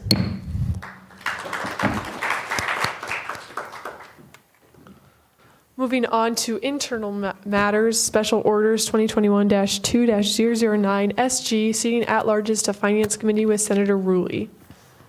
And if the candidates want to approach the podium as well, candidates that are here, I'm going to motion to add them to the bill because I think they're not in there already. So I will move to add the names Martin Hirsch, Caleb Weingarten, Yantingo, and Sean Roll to the bill. It's been a motion to add the names to the bill. In a second, any objection to voting or to discussing that? All right, we'll go ahead and go into discussion period on the amendment, and the names are being added by Speaker Weathers right now. Is there any discussion on the names?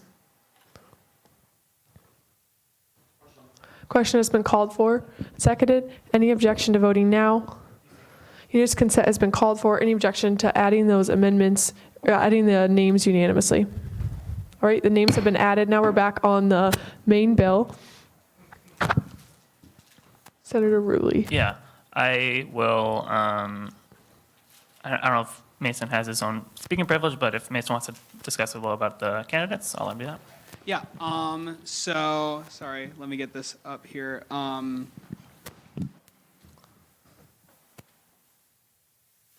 So I sent out the applications for at-larges last week. We had some great applicants. Really happy with the 4 that we're coming out of this process with. So in addition to these 2 who will be speaking to you in just a moment, I do have pretty brief statements from the other 2 applicants, Sean Roll and Caleb Weingarten. Neither of them could be here today. Sean says that he wants to be on Finance Committee because he wants to engage more student involvement in financial situations. He also would like it to. He also thinks it'd be a good career opportunity, and to meet people from different backgrounds. And then also in the interview, just some other things. He didn't put this in the statement, but I'll just talk a little bit more about him. He's a sophomore majoring in finance and management. He's from Atlanta, and he's looking for kind of the actual real-world application of the things that he's learning about in those finance classes, like how are orgs funded. What are the decisions being made in the decisions to give some groups funding and others not? He's really interested in community involvement. And then the other member, Caleb, says, I'm beyond grateful to be chosen as an at-large member of the Finance Committee. Coming into college, I knew I wanted to be a part of student government, and I feel the Finance Committee would allow me to foster skills such as leadership, communication, collaboration, and organization. I feel like I'm in the right place to make a direct impact on students and their academic careers, which I believe is an experience that is indispensable. Furthermore, I'm thrilled to be a part of Finance Committee, and I'm looking forward to being able to learn and work with the other brilliant students who are involved as well. And then one other thing that he said, one reason that he was really passionate about this was when he was in high school. I'm pretty sure this was him, right? Yeah. In his high school, they had a student government that could allocate $120,000, which is oh, that was you? I'm sorry. I'll let you talk about that. No, that's crazy. Talk about that. That's wild. Yeah. Oh, yeah. Okay, I was reading the wrong name. I'm sorry. But yeah, I'm really excited for these 4. I think that they'll be really great additions to the committee. Great. And for the 2 nominees that are here tonight, would you like to introduce yourself, say your major, and why you want to join the Finance Committee? Hello, everyone. My name is Yongting. I also go by Gerald. I think I met most of you already before. I'm a finance senior. When I came to Iowa State last year, and during Club Fest, I walked up to the student government booth, and they asked me, what's your major? I say finance. And they say, well, you'll probably be interested in the Finance Committee. And I've applied since for over a year, trying to get in. Did not successfully at first, but now it is a great opportunity to join the Finance Committee. And the reason for for me to join the finance committee is I want to learn and how the student government how they manage the student fees and how they allocate these fundings to student orgs. Back in my previous college, we do have a student government, but we don't have like a finance committee that can provide funding to this amount. So this is a great opportunity for me to learn and give my input. Thank you.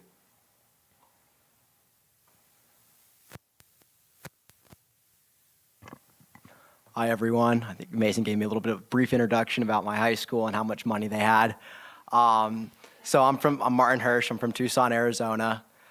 And so one of the reasons why I want to get involved in the finance committee is back in high school, I was part of the lacrosse club. And so my high school didn't want the lacrosse club to be a school sport, so they didn't really have to pay for it. And so that means we had to get funding requests from the student government. They managed a budget of around $120,000. We would request 4 to 5 times a year for funding. It would always come back with basically no money or very, very little. And so that meant that parents that were working full-time jobs were stuck driving us around the state of Arizona. We're not reimbursed for gas. And it really affected, my parents. It affected the parents of my peers. And so the students that were on student government would give funds to their clubs. And so they would have pizza parties at every meetings. They were loaded, I guess. The best way I can describe it. They had money for everything. And so that always bothered me. And I always wished that I got involved. And unfortunately, I did not. And now being part of being a freshman in college, I feel like I have the opportunity now to be involved and I think do what's right for everyone. And so I want to do some good. So that's why I want to be on finance committee. Thank you. Are there any questions for the 2 nominees?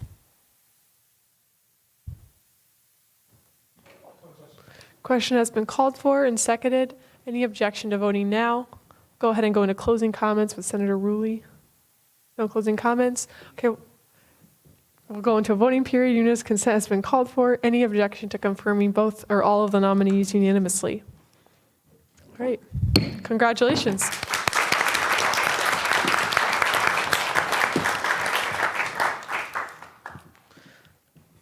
Moving on to 2021-2-010 SCC, members of the Sustainability Committee with Vice Speaker Crabb. Yes. If everyone on the bill could make their way up to the front and give a brief explanation on why you wanted to join. Why you wanted to join Sustainability Committee.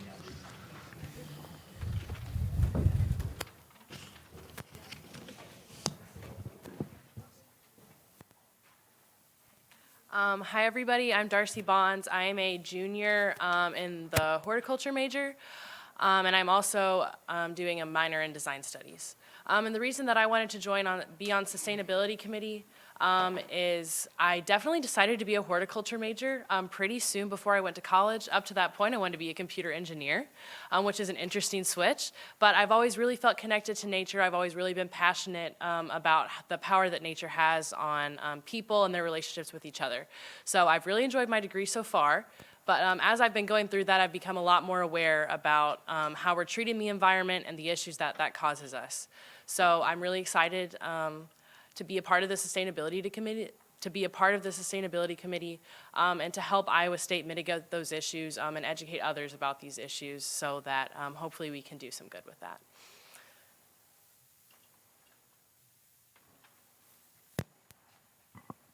Hi, my name is Mary Klingelhoefer.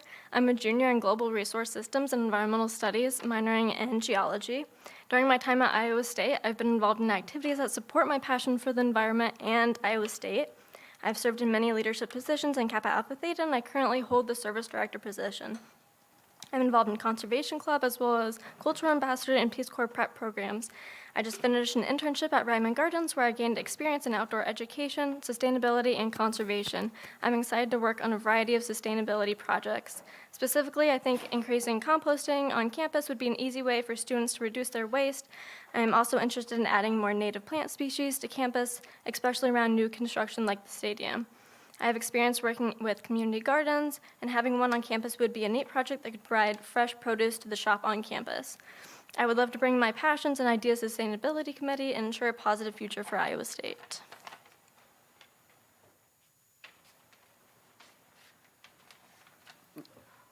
Hi, everyone. My name is Michael Creighton. I'm a junior in political science, economics, and global resource systems. I want to be part of the Sustainability Committee because I have, over the years, developed a passion for basically addressing climate and sustainability issues broadly. And I see Iowa State as a land-grant university having a mission and a responsibility to be sustainable and to be at the forefront of sustainability, and us as students here to do that as well. Particularly, I have a passion for things like food security and reducing waste, as well as addressing energy issues, sustainable energy issues. I'm also involved with Climate Reality, and so I have some insight into their issues and their feelings about how the boiler transition to the natural gas from the coal plant could potentially affect Iowa State and our energy future. And so I just hope to be able to help contribute to making Iowa State more sustainable. Thank you. Hi, I am Catherine Inglekin, and I am a junior in animal ecology. So I really have always wanted to join Sustainability Committee. Last year I was a bit busy because I was the vice president of my floor in Larch, and I was the sustainability educator for the building. And what I learned with that role was that people aren't as open to sustainability as I am. People aren't as loving of sustainability as I am. So I'm just like, wow, that really changed my perspective on everything. I'd really love to be in this committee because everybody has a knack for sustainability, and it would be nice to get to know like-minded people and work with them. And also, I think that definitely my experience in Larch definitely makes me think different on sustainability projects. It makes me see the other side of people that maybe aren't as open to it, and it kind of helps me think outside the box in a way. And I just really, really love sustainability. This summer I worked at an aquarium, and we very much value sustainability, and I learned about a lot of conservation of animals, and a lot of the reason animals, the animals we are helping were endangered were because of habitat loss, which all ties into sustainability. So I would like to help on an Iowa State level, and I would really love to be a part of this committee. Okay, good evening, everyone. I'm Elizabeth. I'm the Director of Sustainability, and we had some members that were not able to make it tonight, so I asked them to send me a brief paragraph about why they were interested. So similar to what Mason did, I'm going to share that with you guys. This first, introduction is from Ashley Hipner. She said, I'm excited about the Sustainability Committee because it is a group of students passionate about the future of our planet, working together to improve Iowa State's campus and understanding. I want to be a part of this group to not only work on our goals and projects, but to also progress my knowledge and value as a community member with these forward-thinking individuals. I believe I am qualified for this role because my major, environmental science, equips me with important background information about our environment as well as showcases how I can turn my passion for a healthy earth into real-world projects. Next, we have a paragraph from Delaney Bishop. She said, I want to be part of the Sustainability Committee because I think it is very important to learn and understand the bureaucratic system and legal ways that sustainable projects are implemented past scientific information. As a previous member of the committee, I have grown a passion for combining environmental focus and factors beyond science and research. I am exploring that option beyond my career at Iowa State because I feel it is important to my future endeavors and my future goals in graduate school. I want to be a part of expanding education and outreach to underrepresented students, multicultural groups, and non-STEM majors and careers to help bring more attention to how sustainability affects more than scientific and engineering focuses. Next is from Jess Olander. She said, I wanted to be involved in the Sustainability Committee to learn more about what ISU is doing to become more sustainable, gain connections from people with similar interests, and strengthen my skills of leadership and communication. Being an environmental science major, I wanted to get involved on campus and gain more experience within my major and minor of sustainability. I want to continue working on the project of adding composting to the Greek community and adding more recycling bins on campus and inside buildings. Next, we have Valentine Chanu. My name is Valentine Chanu, and I want to be involved in this committee because I am committed to making ISU a more sustainable campus. Already, in speaking with my peers, ideas and thoughts for this year are coming up all around me. There are so many opportunities that we have as a university. I want to be involved in this committee to take advantage of this opportunity to implement more sustainable practices at Iowa State and to hopefully pass that on to the next group of students who set foot on campus. Next, we have Ashley Cleve. She says, hello, my name is Ashley Cleve, and I am a sophomore studying environmental science with a minor in sustainability. Being on the Sustainability Committee has been something I was thinking about since fall of 2020, and now that I have the opportunity to be a part of it, I feel thrilled to finally get things done and see a lasting change on our campus. I have been working hard to be involved with sustainability-related events and organizations at Iowa State, and it has absolutely opened my eyes to our campus's areas of success, but also our areas that are in need of improvement. I have my whole heart in the sustainable movement, and I am ready to take on any sort of project that comes my way. I want to also thank all of you for giving me this opportunity to be a part of Iowa State's student government. And then finally, we have Emma Shepard. My name is Emma Shepard, and I am a sophomore majoring in environmental engineering. I am excited to be on the Sustainability Committee in order to promote more sustainable practices on campus, whether it be through composting campaigns, spreading recycling awareness, advocating for renewable energy, or something else entirely. Last year, I served as the sustainability chair for my residence hall, so joining the committee was a logical next step of growth from this role. I look forward to seeing the positive impact that I can have at Iowa State by being a part of the Sustainability Committee. Are there any questions? Senator Seth? Hi, everyone. I have a few questions. I'm sure that's surprising to no one sitting in this room. I have absolutely no doubt that all of you are very passionate about being on this committee. Some of the names that are on this bill were on the committee last year. Some of them I interviewed last year to be on the committee, and I'm really happy to see that some of those names are on this list now, people I interviewed last year. I just wanted to ask all of you, this is primarily a project-based committee, or at least traditionally it has been a project-based committee. And so you'll spend a lot of time probably talking to people from administration and other university constituents and stakeholders. And so one of the things that's always difficult about sustainability work is kind of getting those administrative connections, and then also just kind of like pushing things through like the system of like Iowa State University is kind of like bureaucratic system. And so sometimes that can kind of lead to some challenges that maybe you weren't expecting while you're trying to work on these projects. So I guess I just want to ask, I guess for those of you who are here, how would you kind of work to overcome any challenges that you might experience while working on some projects of interest to you? That's a loaded question. I can repeat it if needed. I can go. This is my first time doing anything with student government, so I'm definitely new to this, but I am excited and also a little bit nervous to learn. It sounds like from what you said, there may be kind of a steep learning curve with that, but I really feel like I'm ready for the challenge. I personally, just from my experience, feel like I have pretty good interpersonal skills, so though while I may not know a lot right now, I'm hoping to learn from my other committee members and from Elizabeth. But I really think stressing those personal relationships like you talked about is important. So yeah, I guess my answer is I don't know much right now, but I'm excited to take on the challenge and learn from others.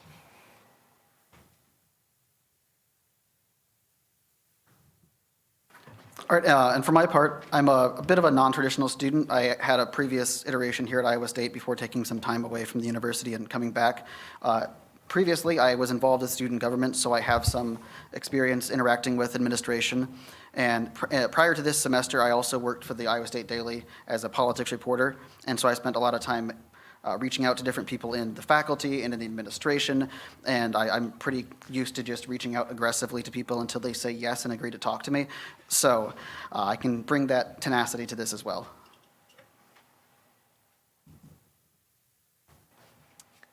I think going off of that, I am ready to learn. I know I have a lot to learn, but I think I have some experience with, I'm a service director, so I have experience planning different service events and kind of seeing those projects through, and I also just have that passion, so I just want to see those changes get made at Iowa State. So I think my answer is that I am personally a pretty stubborn person. If somebody doesn't want to talk to me, I will keep pushing politely. I'm not rude about it. I obviously say that. But I really, really am passionate about sustainability. And if somebody doesn't want to talk to me, I'll still kind of push and respect them, but still push because I'm just so passionate about sustainability. And with sustainability, people aren't always willing to talk to you at first because people aren't that open about saving our environment. And learning through, I've done a few sustainability things in the past. People aren't always willing to be like, hey, I'll hear you out.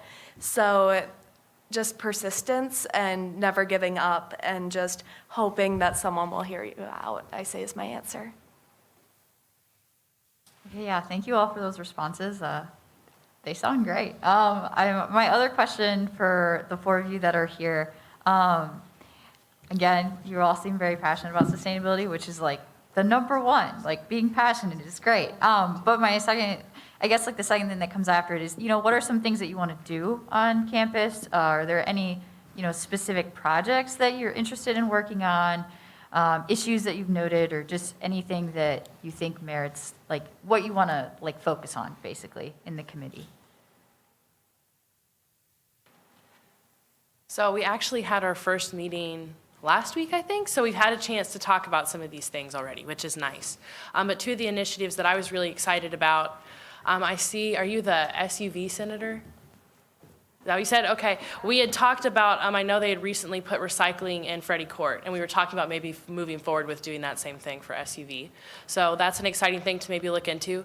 Another exciting thing that we had talked about was working towards making Iowa State part of B Campus USA, which is an initiative that works to include ornamental plantings and non-ornamental plantings on campus that support pollinators, which for those of you who don't know is a really growing problem. As our pollinators decline, we're not going to be able to pollinate what we need for food, which is a really big problem. So making Iowa State part of B Campus USA would be a great way to mitigate some of that. We had talked a lot of other things too. I'm sure my other committee members will mention them, but those were two that I was particularly excited about. Senator Seth, your speaking privilege expired, so would someone else could either ask your questions just so someone else.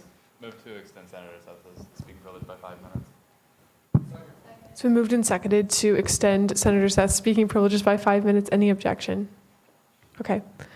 Now you can continue, excuse me. So a couple of things that I mentioned when I first spoke the first time.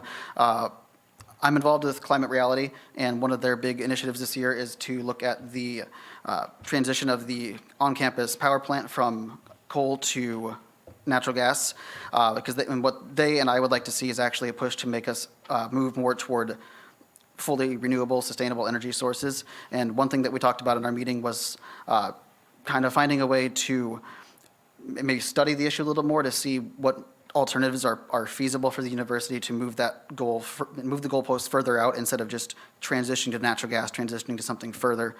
And another thing that I'm particularly passionate about is food waste. So I'd like to see us work more with ISU Dining to either find ways to mitigate food waste or even expand. I know that they have a farm-to-table program and find ways to expand that to make those resources a little more robust.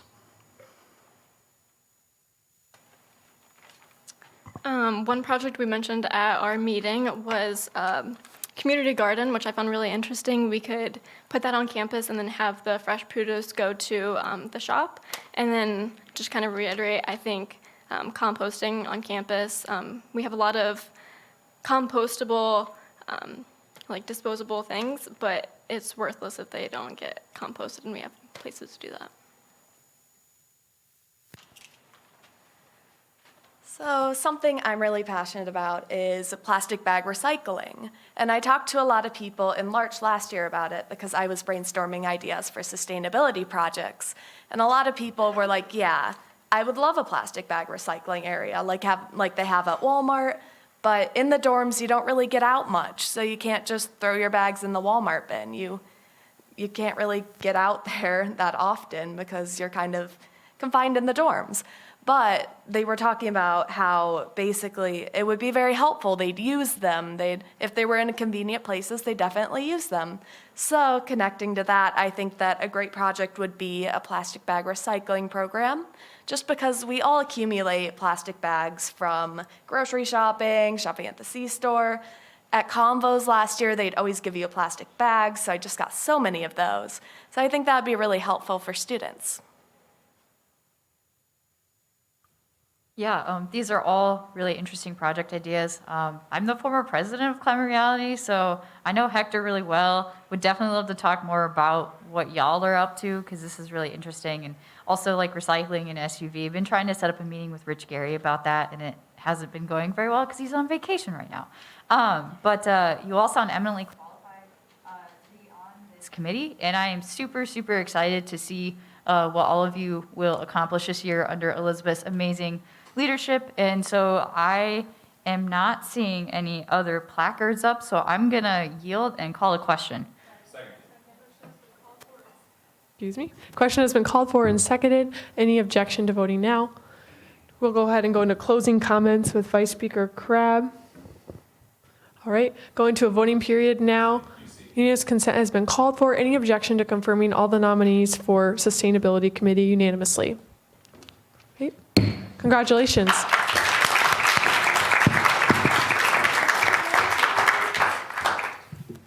Moving on to general orders, 2021-2-011Y, Chapter 6 rewrite with Senator Filippi. All right, hi everyone. So Vice Speaker Crabb and I rewrote Chapter 6, and we replaced it. I think it was about 7 pages long, and we replaced it, and it's about 2 pages now, page and a half. So essentially what we cut out, there's 3 things that are the big items that we reformed. And the first is that there would be a semesterly presentation from the student government advisor.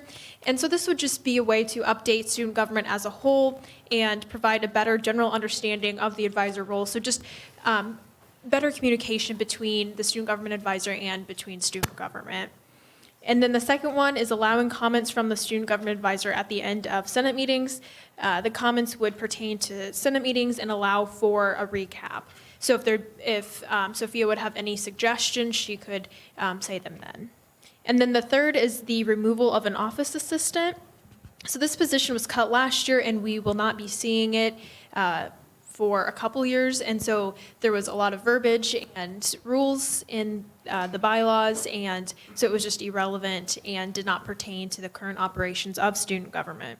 And so just overall, the Chapter 6 bill rewrite that Vice Speaker Crabb and I did was just to overall simplify the Chapter 6 bylaws by cutting out items that are just unnecessary and really just making the bylaws easier for everyone to read, which I think we all enjoy. Any discussion? Speaker Weathers. There's been a motion and a second to adopt the Rules Committee amendments. Any objection? All right, we'll go ahead and go into a discussion period on those amendments.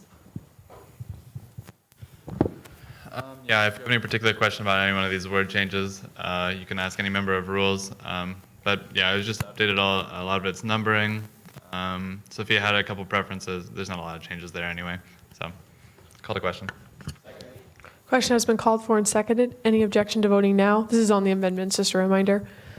All right, we'll go ahead and go into a voting period on the amendments. Unanimous consent has been called for. Any objection to adding those amendments unanimously?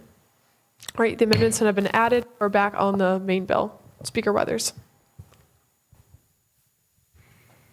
Yeah, on the first enacted clause, 6.1.1.12, did either Senator Filippi or Vice Speaker Crabb, I missed this in Rules Committee, I apologize. Did you have any particular restrictions you'd like to put on the update or any guidelines you'd like the update to follow. Because otherwise, as it stands right now, the advisor will give a presentation on a pretty wide plethora of topics. I think that's what we were planning on, was just that it could be at any point throughout the semester. It just went kind of in accordance with how we just wanted to overall simplify this and maybe make it a little bit more lenient so it could allow for more cooperation. Vice Speaker Crabb. Oh, sorry. I think leaving it vague is also a really good idea, because let's say House File 802 came up, if that's something that Sophie wanted to make a big presentation on, or whoever our advisor is, they could, it doesn't limit it to one topic or a couple topics. They're allowed to, maybe if they want to talk in the middle of the year and something big is happening during that time, that would be a really good time. And they can also talk about kind of whatever they would like to on that, so. Okay, thank you. I'm perfectly fine with that. Senator Philippe, would you take it as a friendly to add the word "and" before projects and the Article A before scheduled? Yes, I would. Okay. Senator Advait.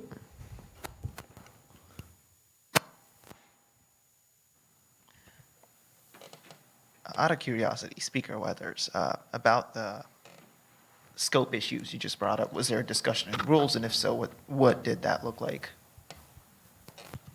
There wasn't a discussion in rules. No, I had missed it. And I don't know if it, yeah, there's no discussion in rules. Was there a discussion in rules whatsoever about concerns or any issues brought up about having non-senators speak during Senate? I believe as the bill stands, the advisor does not have the ability to speak during Senate. Senator Ulrich. I move to amend the bill in the first enacted clause, just striking the first replaced. There's been a, can we just be a friendly amendment? That's a mistake on moving the amendment, the Rules Committee amendment. Sounds good. I withdraw. Any other discussion? Question has been called for and seconded. Any objection to voting now? We'll go ahead and go into closing comments with Senator Philippi. Sorry, I might have not made this clear, Senator Advait, but it was just the comments from the student government advisor are going to be at the end of this Senate meeting. So just to kind of like recap or, at the beginning, I'm sorry, at the beginning, after the Judicial Branch, so. All right, we'll go ahead and go into a voting period. We'll do yes, no, or abstain with placards. So please vote yes. If you vote yes, please raise your placard. Not please vote yes, excuse me.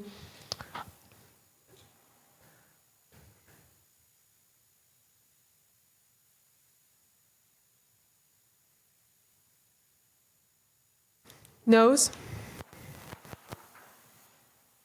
Abstentions? All right, a vote of 26 to 1 to 0, the bill passes. Moving on to 2021-2-013F, Funding Multicultural Food for Diversity and Inclusion Committee with Senator Claiborne. Okay, like I said last week, we will have a multicultural event in the Multicultural Center here at the MU on October 4th, which is 2 Mondays from now, I think. So the $54 was high chai that we were gonna get, but we have some issues that came arise, so we have a new vendor. So after my opening announcements, I'm going to make an amendment, but we still have food. It's from catering, so obviously it is good. It's ISU affiliated and it is multicultural, so that's all good. So yeah, so I am done, and then I motion to change the $54 to $73.60. It's been a motion, change $54 to $73 in a second. Any objection? Go ahead and go into a discussion period on that.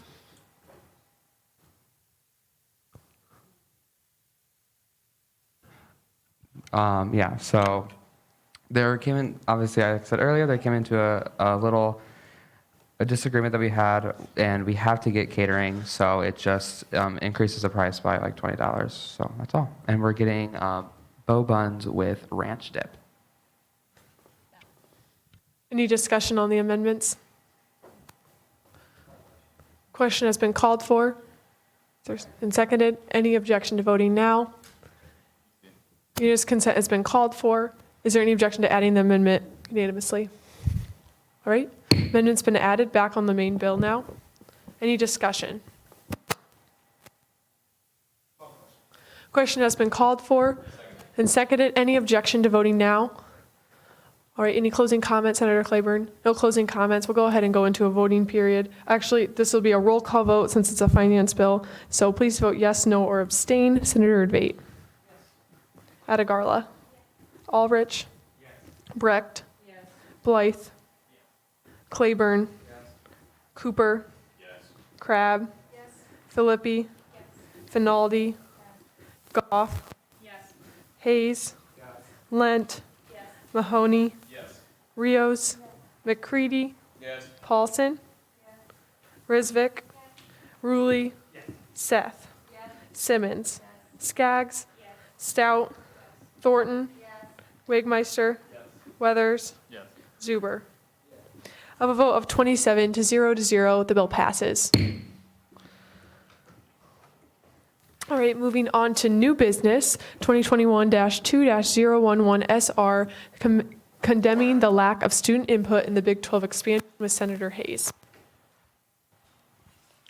Yeah, so basically this resolution was drafted just to, sorry, I'm pulling it up.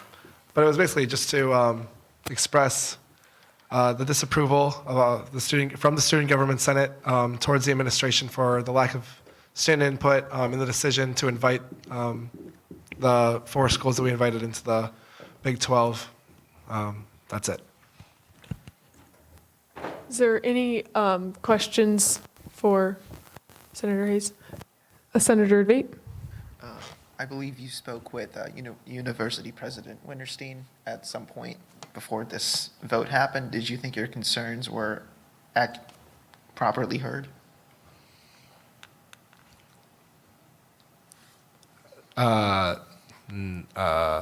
Yes.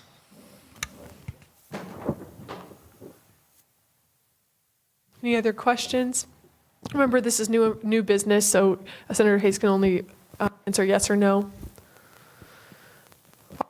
And move on then to 2021-2-014Y, creating Chapter 15 Student Government Operations with Senator Risvik.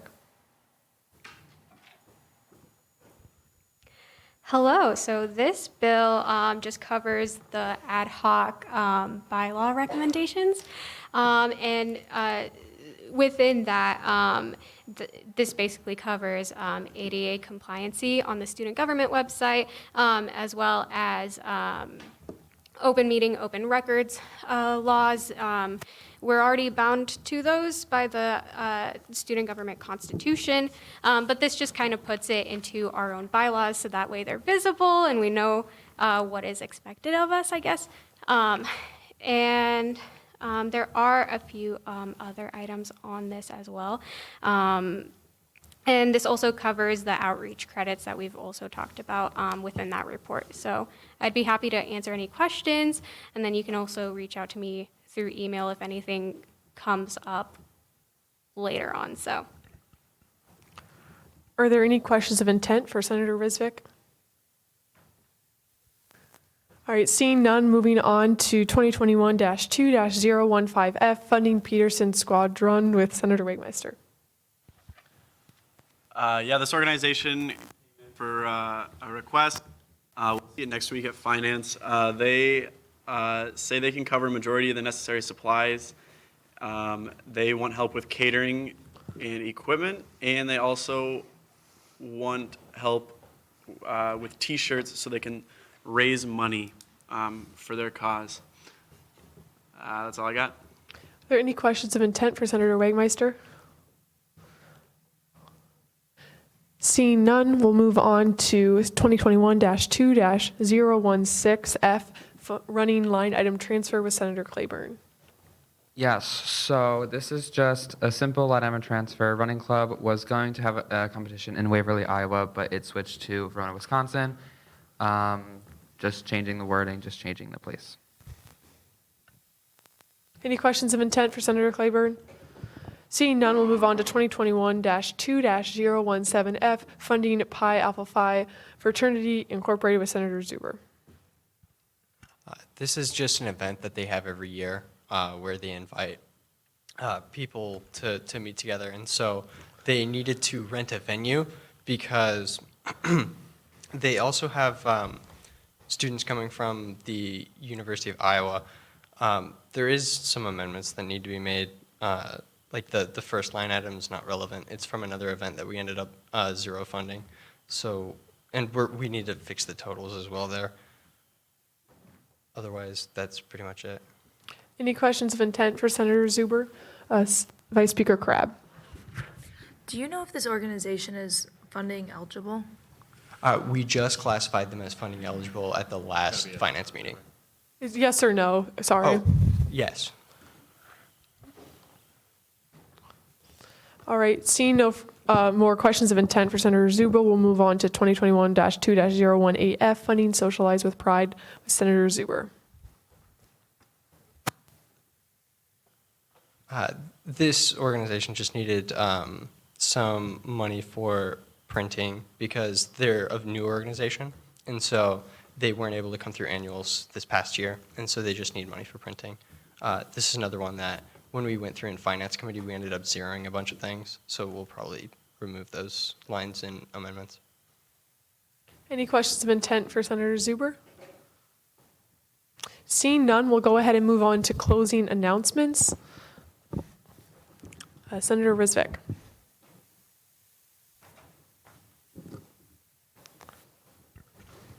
Hi, so this Saturday is the Play Ames Festival. It's from 12 to 5, and there are 4 different locations. The first location is Reliable Street, and so that's by Lockwood Cafe. And they're doing a bunch of different activities like board games, origami, and guerrilla gardening. The second location is on East 7th Street, so I think that's like maybe by Campus Town. And they are doing an immersive virtual reality, which it looks really fun. I saw the pictures, and I think that this is something that Iowa State does with a bunch of other communities as well. Franklin Park, they are doing yoga, and then there's also going to be theater. And then 5th Street, that's by like downtown Ames.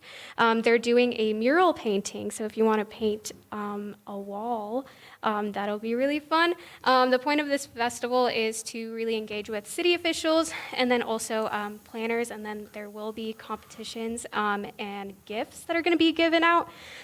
So again, that's on Saturday from 12 to 5. And I also think this is a really great opportunity to learn more about community engagement and how you can reach out to your constituents. So.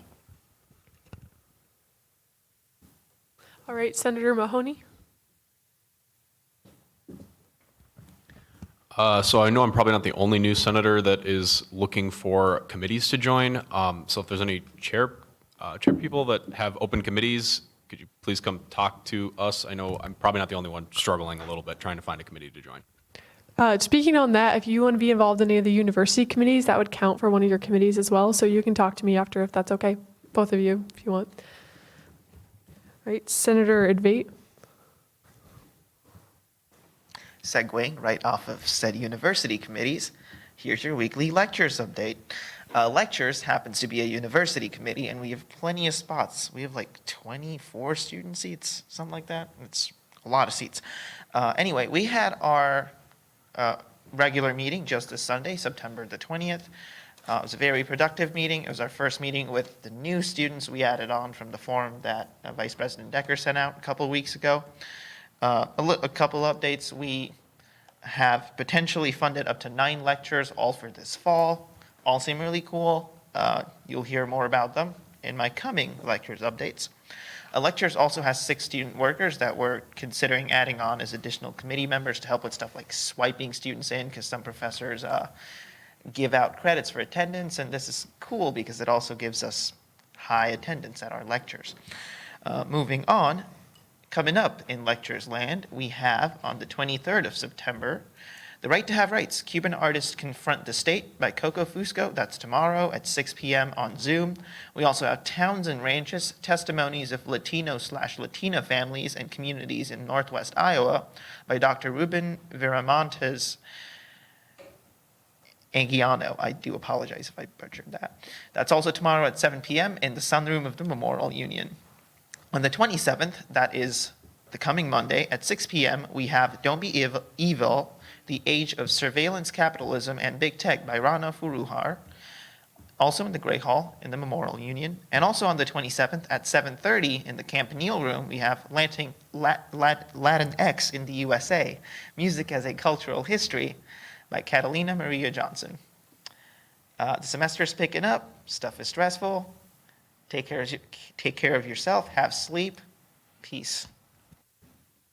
Senator Simmons.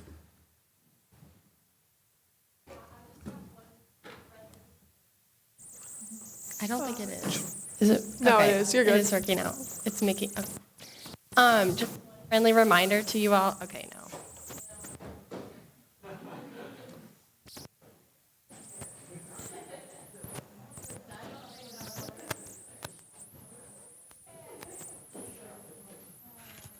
Hello?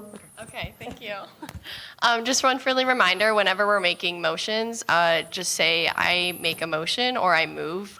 Do not say I motion, because that doesn't make any sense. So, yay! Have a great week, you all. Senator McCready.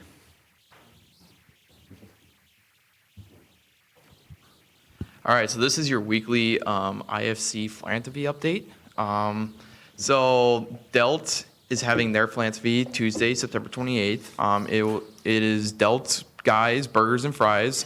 It will be lasting from 6 to 8:30, and then on Thursday, September 30th, Thumpers is having their philanthropy from 6:30 to 8:30. So if you have time, please come out and help these organizations. Thank you. Senator Brecht.